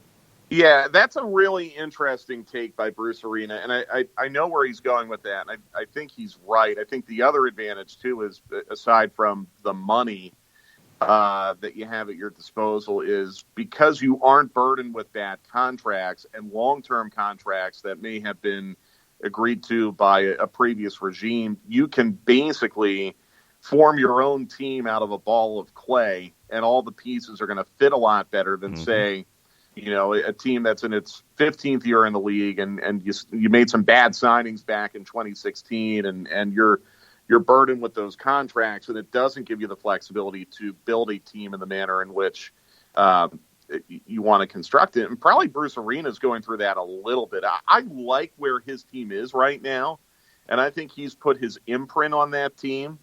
But there's probably some things that Bruce would like to do with the Revolution that he might not be able to do right now because he is stuck with some contracts that were not of his creation. So I think that's a really, really interesting point. I think it's a good point, but I also think that it's not going to put Atlanta United and Minnesota and LAFC at disadvantages 4 or 5 years from now when they're no longer considered to be an expansion team, because you have smart people running those clubs. And you have owners that are willing to push whatever boundaries exist in the salary cap world of MLS to field the best possible teams. So interesting comments, though, by Bruce. And if anyone would have that perspective, it is Bruce Arena. I mean, he's been one of the original G's in not only U.S. soccer, but Major League Soccer since the very beginning. So he offers a perspective that very, very few people in this country can offer. Mike, real quick, do you remember off the top of your head the win-loss draw record of Atlanta United this season? All competitions. 26-something-4? Was it 26-14-4? It's definitely 4 draw. What are they in the league? 18-11-4? Yep. Okay, so 26 wins, I know, is where they're at. Yeah, 2 wins in Concacaf. Are we counting Campiones Cup? Yes. Okay, and then 5 wins in Open Cup. So that's 18 or 19. Oh, geez, hold on. I just have it in front of me right here on the computer. Why am I even messing around with this? Okay, so 18, 12, and 4 in league. Campiones was 19, 2 in Concacaf, 21, 5 in Open Cup, 26. So 26, 14, and 4? 26, 14 and 4, yes. Okay, just checking. So, we talked about that actually on the full-time report. They played How many fixtures? 44, and they 44, won 26 yeah, of them? that's right. That's right. Yeah, I mean, that's really, really good. I mean, you played 44 fixtures and you only lost 14. That's a good year. That's a really good year. Considering who you had to play and where you had to play some of those matches, like that is excellent. And yeah, I mean, they had a couple losses where you're like, oh man, you should not have lost that. And they probably had one or two wins, maybe even more than that, where you'd say, wow, they probably didn't deserve to win. But these things all even out in the end. That's a pretty remarkable record. And again, Atlanta United, I think across all competitions had more wins than anyone else in the league this year. Isn't that right, Jason? Because LAFC, they had 21 league wins, but they weren't in Concacaf. Right. And I think they only won one Open Cup competitions. Game, right? Yeah, it's not even close. They had a Leagues Cup win and an Open Cup win, right? LAFC didn't. Did they have Leagues Cup? I don't think they had Leagues Cup. Oh, no, LA Galaxy did. Galaxy yeah, had Leagues Galaxy Cup. was Leagues Cup, right? Yeah. So they won one or two Open Cup games. I mean, Atlanta played, I think, generally 5-6 more games in the season than most teams did. A couple who played CONCACAF were in the ballpark, but they didn't have the Open Cup run on top of it that Atlanta had. So the wild thing is if Atlanta takes care of business and they win out and they win MLS Cup, that would be win number 30 of the calendar year. Out of 48 fixtures. Yeah. That is real. And the other crazy thing is if LAFC wins the MLS Cup and Atlanta United were to get knocked out next Saturday, Atlanta United would still have more wins than them across all competitions. That's pretty nuts. I'm not saying that it would mean Atlanta United had a better year than LAFC if it worked out that way, but that is pretty crazy. So again, would that answer the question that Tom Bogert had at MLSsoccer.com? Has Frank de Boer's first season with Atlanta United been a success? Yeah, that's why I brought it up. Of course. Of course. I mean, it depends, of course, on what the metric is that you're going to evaluate him on. If the only metric is did he repeat as MLS Cup champion, then the grade is incomplete. But if you're looking at big picture everything, and I think there's a temptation, especially for our friends up in New York, to only look at what happens in league matches and overlook CONCACAF, U.S. Open Cup, Campeones Cup. Tom did not, by the way. I read the article. Then, yeah, I mean, you had a drop-off of 11 points year over year. I mean, that is what it is. It's explainable. It's still not bad. Drop off in points, but not so much in ranking and where you fit in the league hierarchy. I think you were one spot lower in third instead of second. And you only had 3 fewer wins. Yeah. So, I mean, your goal difference dropped a tad. You lost games you drew last time. Yeah, exactly. Like the RSL game would have been a draw last year. This year it was a loss. But again, it takes 4 draws to be to win. So I don't get overly wrapped up in the 12 loss number. It takes 4 draws to be to win. So yeah, no, I think he's had a successful year. I mean, if they're out in the first round and we're going to have a long time to stew on that through the end of October into November, then maybe we can reassess that. But look, he's had to deal with a ton of injuries. He's had to deal with ungodly match compression. He's had to deal with trying to get players to buy into what he wants to do. It's taken time. And here you are now, I think probably second choice to win the whole thing right now. If you're looking at it from a neutral perspective, that's exactly where you were last year. Just with a few less wins, with 3 less wins. So you got to remember that at some point we've got to stop comparing 2019 to 2018. 2018 was now literally a year ago. But no, they've been fine. I think he's done a great job. Honestly, I think he should get Manager of the Year consideration. He won't. I'm sure it'll go to Bob Bradley or Jim Curtin or maybe even Domi Tehran. But Almeida. He should be in the conversation just because of the huge turnaround, but he's not going to be ahead of the others. Though. Yeah, he'll be fringe. If they would have made the playoffs, it's a different discussion about him. But I think Frank has not gotten the credit that he has deserved, and maybe the only way to finally get that credit is to win the whole thing. I would certainly like to find out. Yeah, same. We'll get into more of it next week as we get into a match week next Saturday. 1 o'clock. It's going to be a breakfast tailgate out in the Gulch. That's right. Mimosas and we'll do the mimosas without the champagne for tailgating next week, I guess. Yes, that will be the plan, mate. Hopefully a alcoholic beverage after a win and moving on to the next round. That will be the plan. Either way, there will be alcohol after the match next Saturday. Well, that's true. Loss, there's going to be a lot of alcohol. Good point. Good point. That's very true. Thanks, Mike. We'll talk to you next week. All right, guys. See ya.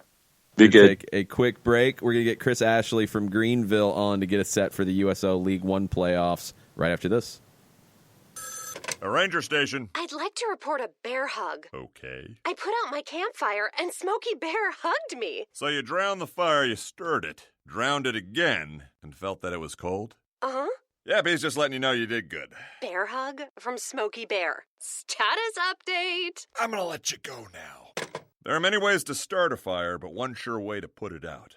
Learn how you can do your part at SmokeyBear.com. Sponsored by the U.S. Forest Service Ad Council and your state forester. As a business owner, you know that every year brings new challenges and opportunities. The success of your business demands expertise and focus. And Country Financial can help you keep that focus by helping ensure you have the right insurance protection in place to meet your goals. Jason Wright can help you create a customized insurance plan that has coverages designed just for your business. Give Jason a call at 678-568-6871 or reach him on Facebook at Jason Wright Agency. Coverages vary by state. Policies issued by Country Mutual Insurance Company, Bloomington, Illinois.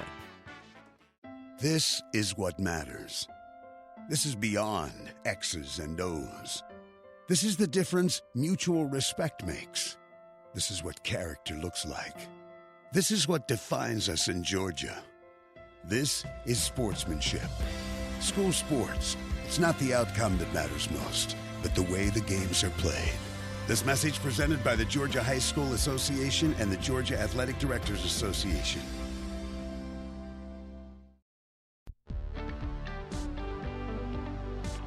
If you've been hurt in a car wreck, contact my friend Steve Apolinsky of Apolinsky & Associates. He's been representing individuals for over 30 years throughout Georgia and Alabama. Email him at steve@aa-legal.com or call him 24/7 at 404-377-9191. The initial consultation is free.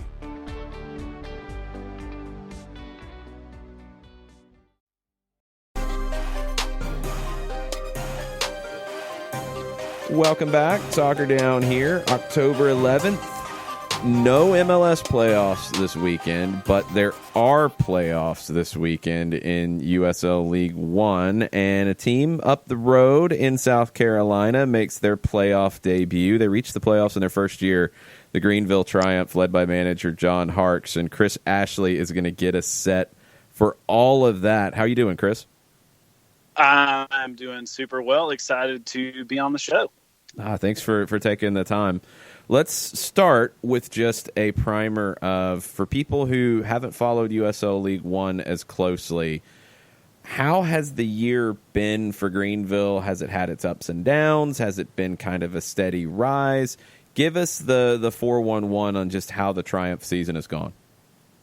Yeah, so the season started, obviously, Greenville Triumph played the first ever match down in Statesboro against South Georgia Tormenta, lost that game in heartbreaking fashion to kick off the season, and came back home and got a win in their first home match. And then after that, it was kind of, I would say, mostly neutral. The team was kind of hovering there mid-table, but struggling to get results, struggling to put goals in the back of the net, but powered by a strong defense, was managing to get some draws here and there and stay at least within striking distance. And then it got to about July. There was a really bad home loss to FC Tucson.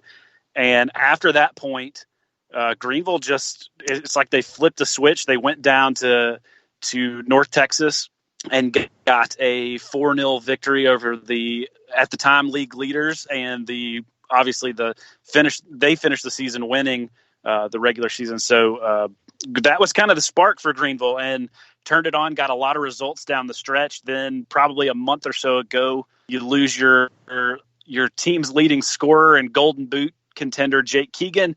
But and there was a lot of questions of where are the goals going to come from. And this team has rallied around. There's been some fire. Obviously, finished the season on a little bit of a downslope, losing their last two.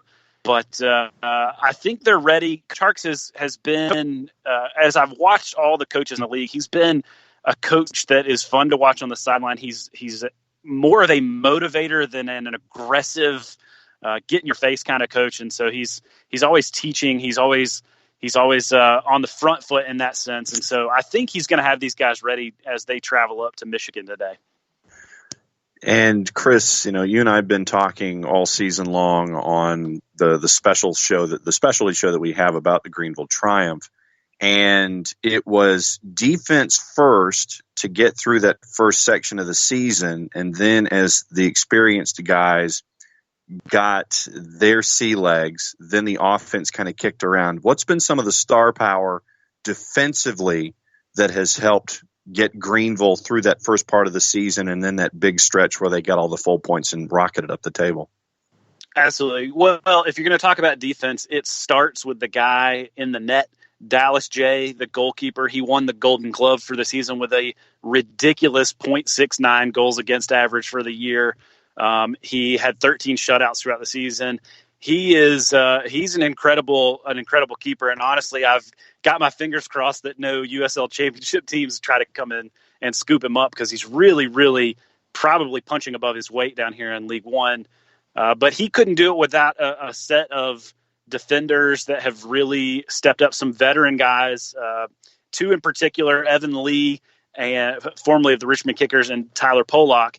The good thing about those three guys, Tyler, Evan, and Dallas, they all played with Harks up in Cincinnati several years ago. So Harks, when he started signing players for the Triumph, he brought in 4 or 5 guys that he had connections with from his time in Cincinnati, and that established a core early on for Greenville. And as you've seen over the year, the other players have jumped in and kind of meshed with that core. That's as the team has gotten better throughout the season. Offensively, like I said, Jake Keegan was kind of your star for the first 2/3 of the year, but going down the last month or so, I would say the guy to watch out for is number 10, Carlos Gomez. He's been on an incredible goal scoring streak down towards the end of the season, and he's a guy that the team's going to need if they're going to hope to, because I feel good about this team defensively in the playoffs, and I think defense is where you want to be strong going into a playoff run. It's goal scoring that's a big question mark, but Carlos Gomez is a guy that I think could easily find the back of the net. I want to come back to some of the particulars about this game, especially the defense, because Greenville, 13 goals conceded in 14 matches on the road. That's almost unheard of, to see a team that's that good defensively on the road. But I want to get into the big picture, because it's something that's always struck me about Greenville and looking at it from a distance. You have Greenville FC in the NPSL, and you have the Greenville Triumph. And we've seen it in so many other markets around the country, this antagonistic relationship between teams at different levels, or even teams in the same league in different parts of a city or a metro area. It's never looked that way from Greenville. And I think a lot of people who aren't in Greenville might look at it as, how is this happening for Greenville to support two teams? And also, just how is Greenville as a soccer market? I think Greenville is a little bit of an underrated soccer market. It's something that, when Greenville FC came in 2 years ago, I think the city was kind of hungry for it. Greenville has exploded in probably the last decade in terms of people moving here. They're predicting over the next 10 years that there's going to be another 220,000 people move to Greenville. It's really exploding. And the other thing you've got to remember is we have a lot of industry here in Greenville between BMW and Michelin, some of these foreign companies that have their headquarters here in Greenville. We get a lot of internationals here, and a lot of folks that, people who've grown up in the States. You have football, you have baseball, you have basketball. But folks from around the country, from around the world, soccer's number one for them. So this is an area that was really starving for soccer. You had Greenville FC come in, and they did incredibly well their first year in terms of attendance and market hype. This year, when you add in the Greenville Triumph and USL League One, there was some, it's been different here than it has other markets. There was, I wouldn't say it was contentious at first. I would say there was maybe just some question marks at first of how can a market like Greenville sustain two teams? Is it going to be contentious? Are these teams going to work together? And while the two organizations aren't necessarily working together, I also don't think they're working counterproductively. I don't know if this was intentional. I imagine it was. There were no overlapping home games this year between the two teams. So they managed to schedule out where almost every weekend throughout the summer was a game for one team or the other. Greenville FC moved back down. They moved downtown from being up at Furman, which is a good bit out of downtown last year. I think that has helped. And the thing I'll say, too, is I think you have a core group of people who are attending games for both teams, but I also think each team has found its own niche in the city. When I go to Greenville FC games, I see a lot of families with young kids. You know, it's a cheaper ticket to go to an NPSL game. It feels more like high school sports in a sense. You got that kind of local community camaraderie. When you go to the Greenville Triumph matches, it does feel more like a minor league professional sports league. There's a lot more production. There's a lot more pomp and circumstance. And so I think that team is bringing in a lot of people in the business community that would maybe not go to a Greenville FC game. So in a sense, you have a core of people that just love soccer that are going to go every chance they get. And then each team has also found this little segment of the community. And there's plenty of people here who love soccer. So there's neither team struggling. Both teams have done really well attendance wise. And I think it's been a cool story. And it gives me a little bit of pride as a voice for soccer in this city to say, hey, we can be a beacon of light to the country of here's how this can work in different communities. Because Greenville, relative to some of these other places that have more than one team, we're small. We are growing as a city, but we're this small community. We shouldn't be able to support two teams if it's antagonistic. But if we can work together, we can make it work. There's plenty of love for soccer in this area. And Chris, you're also talking about a facility that was basically just created at Legacy Early College for the Triumph. What has fan support been like as you're starting something from scratch? And obviously, there's been a great push by the team to be active in the community, whether it's players and attendance at events and things like that. But being able to start something from scratch at Legacy Early, what's it been like from your perspective to see the Reedy River Riot be there and be that supporters group anchor and have everything built? What's it been like from a fan perspective to see everything there for the Triumph matches? Yeah, I think you're right in that it starts with the riot. The Reedy River Riot was born out of a petition started a couple of years ago to bring USL to Greenville. And once that happened, the teams, they said, hey, look, we've got all these names on this petition. Let's start a supporters group. And I think why I say it starts there is because when casual fans who maybe their kid's soccer team is going to be walking out with the players before the match, so the parents buy a ticket to show up at a Triumph game, they come. And when they come, they see the riot behind the goal in those safe standing stands, and they hear them and they see the smoke and they hear the drums and they hear the chants and songs.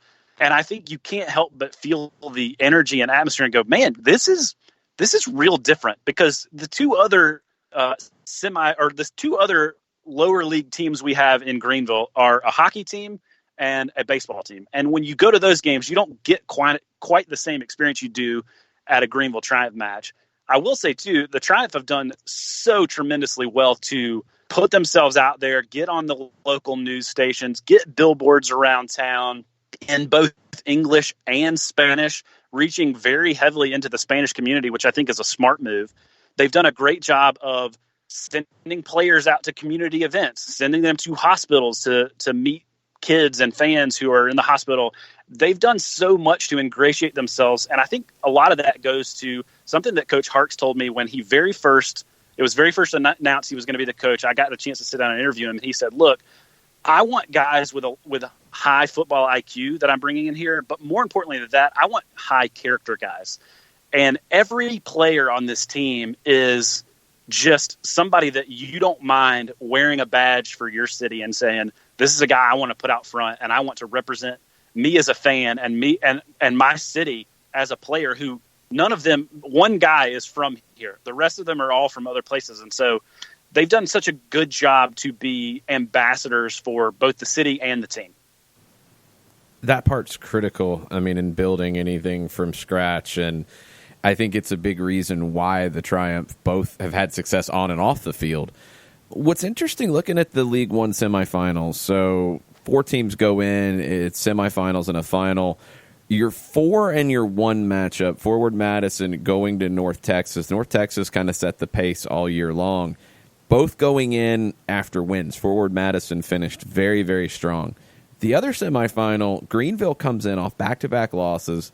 Lansing lost. They had a chance to lock up the number 2 seed. They lost to Forward Madison, but then Tormenta beat Greenville in the season finale. It feels like 2 teams coming in maybe with bigger question marks than the other semifinal. What does Greenville have to do to answer those questions? Yeah, I mean, I think I talked to John about this a little bit yesterday for the Triumph Weekly. It'll be out today. Lansing, I think, has struggled because they had such a front-loaded schedule with, I guess, stadium availability that they've only played a handful of games over the last month and a half.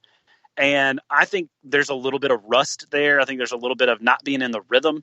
So that's obviously a positive for Greenville. On the downside, Greenville, again, lost kind of an unfathomable game to Orlando City B at home that you got to win that game. And then they go down and get beat by their, I guess, rival, quote unquote, in Tormenta on the road to finish the season. Are we arguing about that being a rivalry or not? Well, I think it's something that the league pushed really heavy. I think it has become a little bit of a rivalry just because we've played them 5 times this year. But it's still young. It's still early. There's not been this mass confrontation or anything scrappy necessarily on the pitch. But I think that'll come. But Greenville now turning the page into the playoffs, I think what sets them apart, and one thing they really need to focus on, is getting back to being strong defensively and being possession-minded. That's something that we've seen from this team. It's been a staple of Harks' coaching style of build from the back, possess, play up the wings, look for opportunities to cross it into the box. That seems to be how this team succeeds. And the biggest liability for Greenville all year has been set pieces. So if we give up set pieces, we've got to be focused, we've got to be defensive-minded, and we've got to have people in the right place. And Cooley Law is, and then let's just use the word interesting place to play.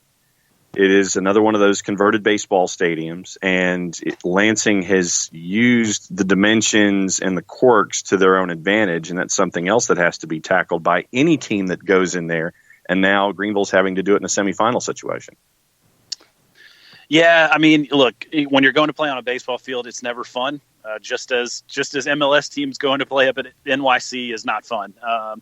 I will say I suspect there will be more fans out because it's a playoff match. But last week they didn't have a great showing up there in Lansing for their season finale against their rival in Madison. So hey, maybe the crowd won't be as big of a factor, but the field is definitely going to be tough.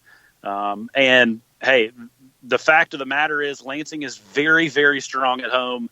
They haven't lost a ton there this year. And so it's going to be a tough road match. Now, that being said, Greenville and Lansing have met up 3 times. Greenville won the first outing 2-1, and then there's been 2 1-1 draws. So Greenville has the edge on the series. I'm just hoping it doesn't swing back the other way this weekend. All right, I'm going to put you on the spot. If Greenville wins, tell me why that happens. And if Greenville loses, tell me why that might happen. So if Greenville wins, I think it's because you've pitched a shutout. You've kept a high, very strong attacking Lansing side out of the back of the net. If Greenville loses, it's because you're trying to get a goal, and you leave yourself susceptible to they have so many weapons in Lansing, and if we're pressing high, if we're pushing to try and get a goal, that leaves us very open defensively. Again, the other side of that is if we give up a lot of set pieces, that would make me really, really nervous. That being said, Lansing only had one shot on goal last week against Madison, so I think that's the key. I think the key is playing strong defensively, shutting them down, and keeping them from getting good chances on goal. Are you making the trip? Are you hopping on a plane and getting to Detroit and driving to Lansing? Or what are the plans for those who aren't making trips? Have you heard anything? Yeah, I have heard things. I am not getting on a plane and going to Lansing. I have a 6-month-old, so the missus would be a little. Plus, I'm trying to save my trying to save my equity in case we get to a championship game and have to go to Dallas. Maybe I can do a little finagling, and that's in that instance. But I will say Greenville this weekend is a huge festival. Fall for Greenville is a big food festival in Greenville, and 1 million people come down here and go downtown. My parents will be coming in. They've been doing that every year since I've lived here. So after we go and eat food downtown on Saturday afternoon, I'll be heading over with the Reedy River Riot and the Triumph folks, the office folks, over to Growler House, which is a little brewery here downtown, and that's the home of the Reedy River Riot. We'll be watching the game, probably pull up that Madison, North Texas game if it looks like we're on track to win. And one of the things that the Triumph is doing that I think is super cool, the first 50 people who show up to Growler House to watch the game, they're going to buy their first beer for them. So, hey, soccer and free beer, that's hard to turn down. I might come up to Greenville for that. That sounds like a plan. You come right on, Jason. You come right on. I'm looking forward to it. It's the League One semifinals tomorrow night, 7 o'clock from Lansing and 8 o'clock from Frisco, North Texas, hosting Forward Madison. Both are on ESPN Plus, or if you're in the Greenville area, get over to Growler House. That sounds like the spot. Yeah, and again, I think I told John this yesterday on our chat, but both of these games are going to be really, really fun games. I don't think you're going to watch either of these semifinals and think, wow, that was kind of a boring match. I think both of these are going to be really, really fun. I'm looking forward to it. Chris, thanks for contributing all year long. Definitely has been a big part of the network and spreading the word about USL League One and the soccer scene in Greenville. You do a great job representing all aspects of it, and keep up the great work. Thanks so much. I enjoyed being on the show. Chris Ashley, make sure you're following him on social media. How can people follow you, Chris? Yeah, you can follow me at Youth Guy Cash for the mildly spicy soccer takes. Mildly spicy. I tweet about mildly spicy. I tweet about Greenville Triumph. I tweet a lot about Atlanta United. Lots of GIFs. I'm a big GIF guy. So you can follow me at Youth Guy Cash. The podcast / website account is at YTSS Podcast. Awesome. Chris, thanks for the time this morning. Really appreciate it, and good luck to the Triumph tomorrow. Thanks so much. All right, we're going to take a quick break, come back, wrap everything up on the other side. We've got a few more tweets to hit as well. Hang out with us. We'll be right back after this. A ranger station. I'd like to report a bear hug. Okay. I put out my campfire and Smokey Bear hugged me. So you drowned the fire, you stirred it, drowned it again, and felt that it was cold? Uh-huh. Yeah, but he's just letting you know you did good. Bear hug from Smokey Bear. Status update. I'm going to let you go now. There are many ways to start a fire, but one sure way to put it out. Learn how you can do your part at SmokeyBear.com. Sponsored by the U.S. Forest Service Ad Council and your state forester. As a business owner, you know that every year brings new challenges and opportunities. The success of your business demands expertise and focus. And Country Financial can help you keep that focus by helping ensure you have the right insurance protection in place to meet your goals. Jason Wright can help you create a customized insurance plan that has coverages designed just for your business. Give Jason a call at 678-568-6871 or reach him on Facebook at Jason Wright Agency. Coverages vary by state. Policies issued by Country Mutual Insurance Company, Bloomington, Illinois. This is what matters. This is beyond X's and O's. This is the difference mutual respect makes. This is what character looks like. This is what defines us in Georgia. This is sportsmanship. School sports. It's not the outcome that matters most, but the way the games are played. This message presented by the Georgia High School Association and the Georgia Athletic Directors Association.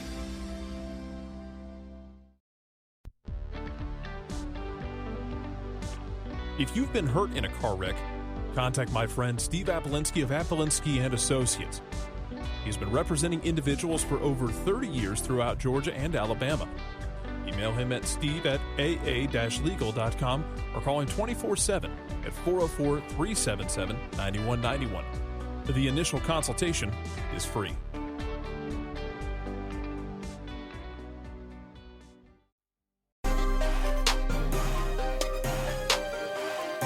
Final segment, Soccer Down here for the week. It's Friday. Friday Flashback was top 10 U.S. men's national team players in the modern era. That would include qualifying for the 1990 World Cup and the 88 Olympics on to now. So it's a little impossible for comparing eras going back to the 50 World Cup or the 30s teams in the 1930 and 1934 World Cups and American Soccer League stuff and et cetera, et cetera, et cetera. It's even hard enough to compare the 1990 World Cup group to the current group, but we did our best. We gave you our top 10s earlier, and I think there are still a few more to be discussed. There are. Jorge B. And Jorge went third person, so I don't know how to take this. I like when Jorge goes third person. He said Jorge's top 10. Donovan, Dempsey, Friedel, McBride, Winalda, Ramos, Pope, Miola, Reyna, Bocanegra, and the coach would be Arena. I love the love for Eddie Pope. Eddie Pope was just the rock of the back line. After the Lawless, Balboa, John Doyle era, Pope was the first, I think, player to emerge in MLS and jump to that level and become a starting center back for the national team for 10 years. 96 through 2006, Eddie Pope was there whenever you needed him. He'd score goals in big moments, too, on set pieces, but just a great defender who, in my opinion, doesn't get the due that he deserves because he didn't go to Europe. He stayed in MLS and was, if not the best defender in MLS history, he's in the conversation. Will Palmer says that his favorite USMNT player was Alexi Lawless, and he's one of my favorite pundits, behind you guys, of course. Well, unrelated. Of course. Yes, unrelated. Why does it seem the U.S. produces a lot of keepers? #Flashback Friday. Alexi takes a lot of stick. Alexi, I think, brings a lot of that on himself, and I think he probably kind of enjoys doing that, to be honest. Oh, yeah. But Alexi will ask questions, sometimes trolling, which, I think he kind of enjoys, but sometimes very thought-provoking. It's interesting what the reaction is at times to Alexi Lawless when he goes into full lawyer mode on Twitter and just asking questions and continually asking. It's an interesting gimmick that Alexi Lawless has kind of cultivated here. Why is it that that's who we produce, those types of players? Keepers, yeah. Keepers, I think it's because you're talking about a sporting culture in the United States that hand-eye coordination is a key to it in all sports. So you get players who become goalkeepers because they were good basketball players or good football players or good baseball players where you're catching. Using your hands in sports is common. So it makes sense that would be maybe a little more developed than foot skills. I think early on, too, you just had, maybe better coaching on that side of things as well in the earlier days. So you get a Tony Miola, his son is a great baseball player. Tony Miola was a great baseball player and was really one of the first to break through and look like a player who could play in European leagues. He didn't really get that opportunity because he didn't really have the professional background until MLS started, but Miola was an outstanding athlete. Then you had Casey Keller, who was part of that 1990 team as a teenager and became one of the best goalkeepers. Brad Friedel, great athlete, probably could have played a lot of sports. You just had that hand skill, that catching ability that was further developed than players at that time growing up with a ball at their feet. So it was an easier transition. Now, it's kind of interesting that since then, you haven't had as many develop as you did in maybe the late 90s, early 2000s, where it felt like you had a bunch of guys go to Europe. Keller, Friedel, but then Jürgen Sommer, Ian Foyer, a number of American goalkeepers go over to Europe and find a spot. Not quite as many with more players playing now. I think maybe because goalkeeping has evolved, and we talked about it with Jess on Monday or on Tuesday. Now, technical skill, foot skill, is becoming a bigger part of the goalkeeping position. And then it goes back to it's easier for American athletes to become goalkeepers because of the hand-eye coordination and the catching ability than it is to become field players because of the foot skill. So now when foot skill is becoming a bigger thing for goalkeeping, American goalkeepers are maybe a step behind that. Jarrett mentioned about Alexi Lawless, and he says Alexi gets into early to mid-career Chris Jericho sometimes. Back and forth between maddeningly annoying and really good. Yeah, that's a really good way to put it. There's times where I feel like the questioning goes too far, too much, and you kind of know what you're... It's like, we know what you're getting at. Go ahead and just end it. But there are questions that are asked that should be asked, and it's good. It's good to have some of those conversations because, I mean, the thing that Alexi will do, and I give him a lot of credit for, is he's not afraid of any topic. I don't always agree with him. There's plenty of times I don't agree. Yeah. But he's not afraid to mention it. And there's value in that. I think he's kind of found his niche as a provocateur, I guess would be a fair way to put it. A stirrer of stuff. Yes, that's a different way to put it. Yeah, I would agree. And a studio pundit. I like him far more in the studio than on games because I think it's harder for him to play to his strengths on games. I like him in the studio where he can really ask those questions that make you think. And also, a couple things. The Soccer for Good OG, Jill Robbins, mentioned the Atlanta Magazine re-released their Atlanta United Encyclopedia, and it had the reference to the show and to you. And it was really cool to be a part of that when that first came out. Yeah, that was very cool. I think they re-released that when things didn't go so well for the baseball team in town. And they were like, hey, there's another team. That's take a look over here. Take a look at this one. So, that was very cool to be part of. It was very cool to, as that was all coming together, to throw a few ideas out there for other nominees as well in the A to Z of Atlanta United Encyclopedia. It's on atlantamagazine.com, and it's on their Twitter page where they just pushed that again.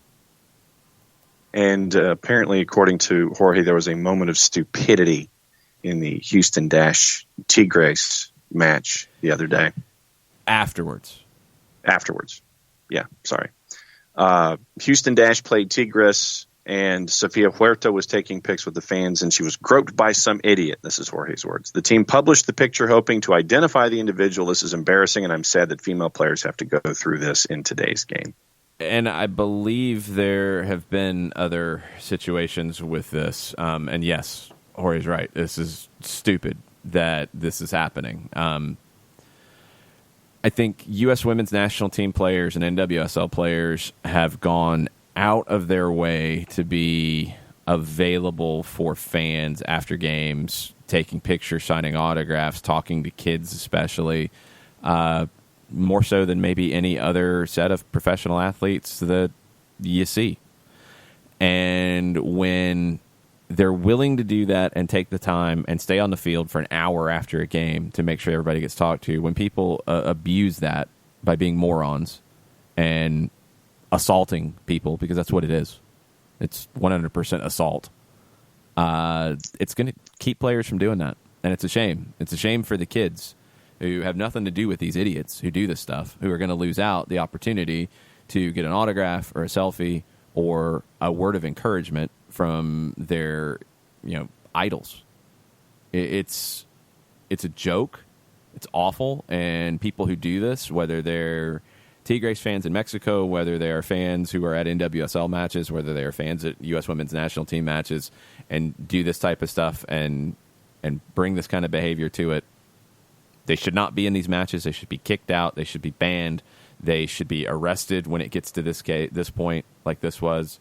This is an absolute horrible thing to see, and I really hope that it doesn't make these female athletes consider how much they interact with fans, because it'd be a shame for the kids who benefit so much from that interaction. No doubt. It's, I was going to use the word disgusting to go along with stupid, and I hope they find out who this is. I hope that the individual is prosecuted to the full extent of the law, but you hope that there's no backlash where athletes are afraid to interact and make that difference with folks that they can really reach out and touch and sit there and be role models for. And to have that possible detachment would be really, really crappy. And I'm trying to great job by Tigres to get out in front of this. Yeah. They are not naming the suspect until their investigation is complete, but they said that this person will be banned from future games and held legally responsible for the assault. Good. Because it is assault, bottom line. He's been identified thanks to the fans, and information's been handed over to the respective authorities. So they're investigating. They're going to corroborate everything. Tigres is not going to name the person yet, but banned, and it's with the authorities. Doesn't deserve it. Yeah. No, it's not. Doesn't deserve the recognition. No. That's not what I'm saying. They're going to name it when they ban the person, but they're making sure that everything is lined up perfectly before they do that. But so we are officially caught up, sir, on a Friday with the flashback. All right, that's going to do it for the week. USL League One semifinals tomorrow night, ESPN Plus. I really would like to make it up to Greenville, but this is a doubleheader weekend for me, a doubleheader weekend of Oglethorpe games. So we'll be in Brookhaven tonight. The women play at 4:30. The men play at 7. Birmingham Southern coming to town. So if you're looking for soccer action locally, D3 NCAA action, come on out to Brookhaven, campus of Oglethorpe University. If you can't make it out, myself and Jessica Sharman will be on the call for both games. 4:30 for the women, 7 for the men. Oglethorpe, both women and men are in action on Sunday as well. Women at 1 o'clock, men at 3:30. So lots of games to come to or watch on gopetrels.com is the website. If you want to go direct, it's portal.stretchinternet.com/Oglethorpe. We'll be posting the links as we get a little bit closer to it this afternoon. So, got that. John's got high school football. You got not quite a doubleheader, but dealing with a doubleheader tonight. Kind of, sort of. We're on the air at GPB at 7:30, and we'll get you ready for Douglas County and Mays after the conclusion of the first game at Lakewood Stadium, Kip and Therrell. So it'll be a full night. Almost everybody's into region play finally, and I still can't believe that we are actually past the halfway point of the regular season already. Yeah, it's a quick one. Concacaf Nations League tonight as well, 7 o'clock, USA Cuba from Audi Field.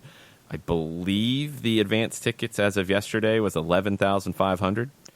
It's not a lot, but again, there's not a lot to be excited about at the moment. And this game might not be. And I wonder the most what the price point. I wonder what the price point was. Stupid, probably very stupid. That would be my guess for the price point. Just dumb. Yeah. So there you go. That's the situation. We will get you caught up on everything that happens over the weekend.